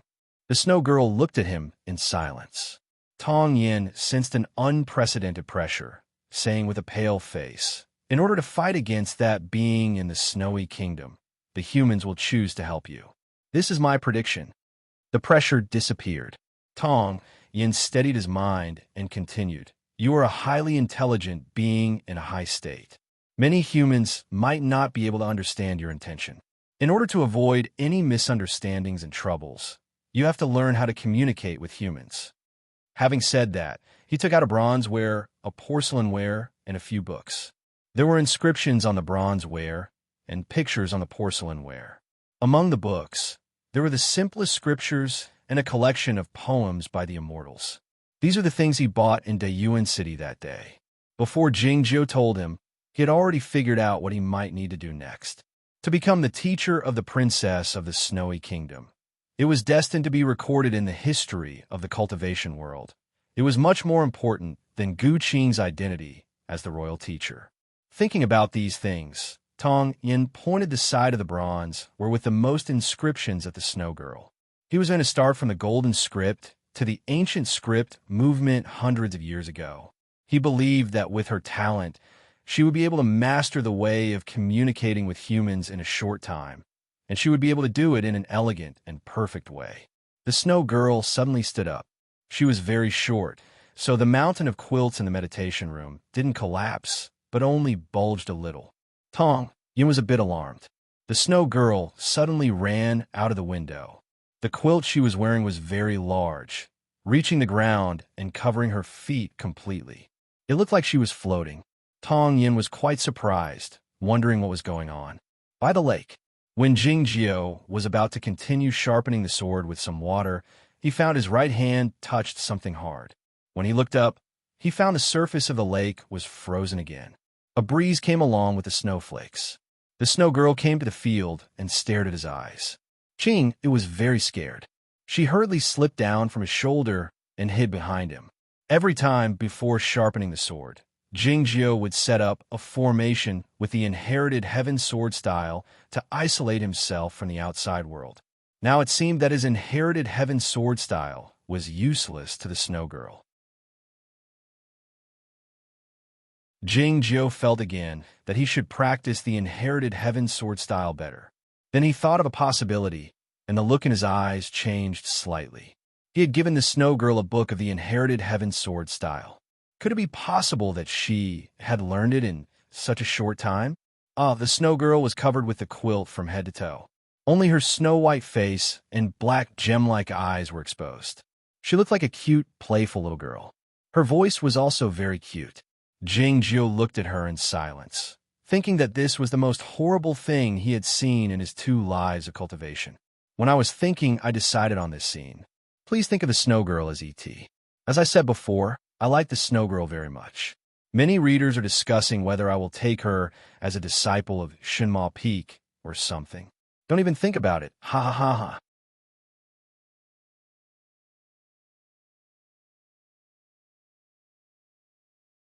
Chapter 475. If the snow girl had really learned the inherited heaven sword style, how long did it take her? This was a question worthy of deep thought and careful calculation, because this would definitely become a record in the history of Aoyama. Jingjiu asked Tong Yin to teach the snow girl how to communicate normally with human beings. Then, he went to the snow lake to set up the magic circle and prepare to sharpen the sword. Tong Yin took out the bronze ware, porcelain ware, and the books at the same time. All in all, it took at most 10 breaths of time. No, there should be even less time. Jingjiu stretched out his hand to catch the thin booklet that floated in front of him and burned it into green smoke with his sword fire. Looking at the smoke, he thought to himself. Before Tong Yin entered the meditation room, Shueji had already finished reading. His expression didn't change, but his mood wasn't. He had been in seclusion at Shangda Peak and Shinma Peak all year round. He rarely came into contact with the outside world, but he had lived for a long time after all. He was experienced and knowledgeable, especially after reading the notes left by his senior brother.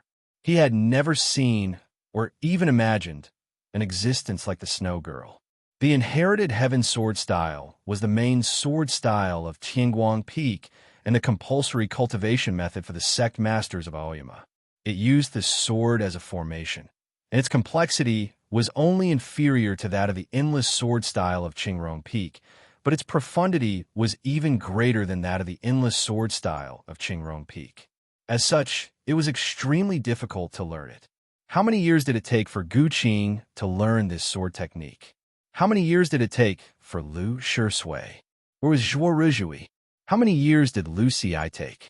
How many years did senior brother take? What about himself? In Aoyama's hundreds of years, countless sword Dao geniuses were no match for her, far inferior to her. Jingjiu wasn't disheartened. He decided with emotion that the gap in life was so huge. Just like a moment ago, Tong Yin thought of his face in the meditation room. It was really boring. The things that Tong Yin wants to teach you are really boring. If you don't want to learn, then don't. Jingjiu looked at Shueji and said, He had made up his mind that he could not teach her anything. At this rate, it would only take her a few days to master all the cultivation methods in the history of the human race. Most importantly, if she learned about human hypocrisy, conspiracies, and sometimes unreasonable impulse to kill indiscriminately through those books, then things would really get out of hand. But, do you want to learn Go? One of them has a chess piece that looks like your eyes. It's beautiful. Jingjiu suddenly asked. Qing'er is sure that the chess player is not only heartless, but also thick-skinned.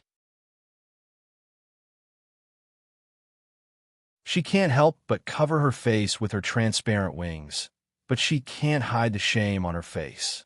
Shuejie looked at Jingjiu in silence. If it were someone else, even someone as thick-skinned as Zhuoruzhui, he would feel a little embarrassed under such a gaze. However, Jingjiu would not. He said calmly, I said no. I can't go to that place myself at the moment, and I can't bring you there unless you can help me reach that state as soon as possible. Qing'er knew where the place he was talking about was. She couldn't help but glance at him, wondering if he wanted her to help him ascend. It was such a shameless request, but he said it so calmly and matter-of-factly. It was enough. Jingjiu didn't expect the Shuejie to agree to his request right away. What he did was merely to foreshadow his request.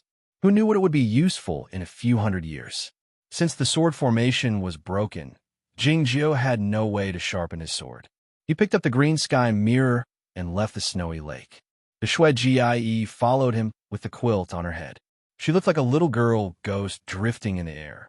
The young masterly woke up slowly. Thinking of the immortal master who had suddenly appeared in front of him and the formidable frost, it took him a long time to come back to his senses. He was about to leave while holding the ancient zither. As he passed by the stone bridge, he happened to see the Shuejie following Jingjiu. Standing in front of the young master, Jingjiu rubbed her head like an elder, saying something to her. The young masterly felt it odd, but his gaze was attracted by the Shuejie. She should be the little girl who was pressed under the quilt on the mountain the night before. The young masterly thought that she had indeed recovered from her illness. He was surprised and happy at the same time, but he smiled wryly at himself when he thought of how anxious he was at the time. He was merely a mortal, but he tried in vain to save a fairy lady. It was the same as asking for magic pills for that girl when he knew she was ill. It was truly ridiculous. The young masterly turned around and walked toward the outside of the nunnery hall with the ancient zither in his arms, looking a bit lonely from behind. The path of immortals and immortals was different. Looking at the figure disappearing into the distance, Tong Yin thought of these 4 words in silence. He was fully aware that this person didn't play the zither for them, but for the senior master of Shueyu Nunnery. However, it was all in vain, regardless of whether it was the infatuation or the long-lasting affection, or the distant longing. One had to understand this principle before embarking on the path of cultivation. The difference in lifespans and the different levels of the world meant that the old friends and relatives would eventually drift apart and see each other across the grave. Jingjiu had understood this principle when he was 5 years old. Normally, he wouldn't feel sentimental about it, but it was probably because of the similar situation that he felt pity for this person. He walked back to the meditation room, intending to put away those bronze wares and porcelain wares and bring them to the young masterly in Dayuan City the next day. Since the Shuejie was unwilling to learn these wares, it was useless to keep them with him. It was then that he suddenly felt something was out of place. He came to the window and found that the waves had formed on the surface of the lake, and the sword of the universe was hovering over it. The Shuejie stood at the head of the sword while wrapped in the quilt, and Jingjiu stood behind her with the green sky mirror tied on his back, and Qing'er sat on his shoulder. Was he going to leave so soon? Tong Yin wondered how he could block the cold intent from the Shuejie. Did Jingjiu have a way to bring the lantern formation of the nunnery hall with him? And he hadn't put away his wares yet. As he was thinking of all this, he suddenly saw the apologetic expression in Qing'er's eyes, and his heart sank. I can't do anything about it. The green sky mirror is in his hands, Qing'er said with an indignant expression. Tong Yin didn't say anything. He called out the magic treasure without hesitation and struck it toward the surface of the lake. It was daytime, and the spring sun was very bright in the blue sky, but it suddenly grew a bit dimmer. The longevity lamps in the nunnery hall were lit up at the same time. They formed a strong formation based on the secret connection between them. It was a loud bang. The magic treasure flew back. Tong Yin realized by now that the lantern formation of Shui Yu nunnery was used to deal with him in addition to blocking the cold intent from the Shui Jie. The sword of the universe let out a faint buzzing sound, and the fine lines on the surface of the lake grew denser. Tong Yin exclaimed to Jing Jiao, "You've really snatched it from me?" "I won the bet with the unicorn in the Guacheng temple," said Jing Jiao. "I should have used the green sky mirror for a while. You can cultivate here. I'll give it back to you when you're ready to go to the West Ocean." Tong Yin furrowed her brows, wondering how he knew she was going to the West Ocean. She asked, "She will be discovered. What will you do then?" The snow girl's bloodline was too powerful, and the cold intent in her body could shake heaven and earth. It was impossible for a quilt to cover her. "I'm leaving," said Jing Jiao. The longevity lamps on the trees around the snowy lake started swaying. It was unclear what the snow girl had done. Hundreds of sword wills came out from the sword of the universe. As the snow girl's awareness dropped down, they wrapped around the quilt like invisible ropes. This was the inherited heaven sword style. The cold intent in the snow girl's body was locked tightly, no longer leaking out. At the moment, she looked like a little girl who had forgotten to add firewood to her house and was afraid of the cold, and wrapped herself tightly in the quilt on the Kong during the new year. The young masterly left the nunnery hall and headed toward the outside of the mountain. It didn't take long for him to arrive at the intersection of two streams. There was a pond here with many lotus flowers growing in it. It was spring, and the lotus flowers had just experienced a dreadful late spring cold. As such, there were no new lotus branches sprouting, save for the leftover leaves of the previous year. It looked rather gloomy. Standing by the lotus pond, he remained silent. It was unclear what was on his mind. An object suddenly dropped down from the sky right in front of him. He reached out his hand reflexively to catch it, and found it was a small ceramic vase. He lifted his head and saw a sword light flying toward the horizon. The sword light traveled at a high speed, disappearing into the horizon in a few seconds. He looked at the sky in silence, and didn't pull back his gaze for a long time. End of this chapter. That you're tuning in to the Warrior Lore YouTube channel. Don't forget to subscribe and join us on this journey to catch the most captivating stories.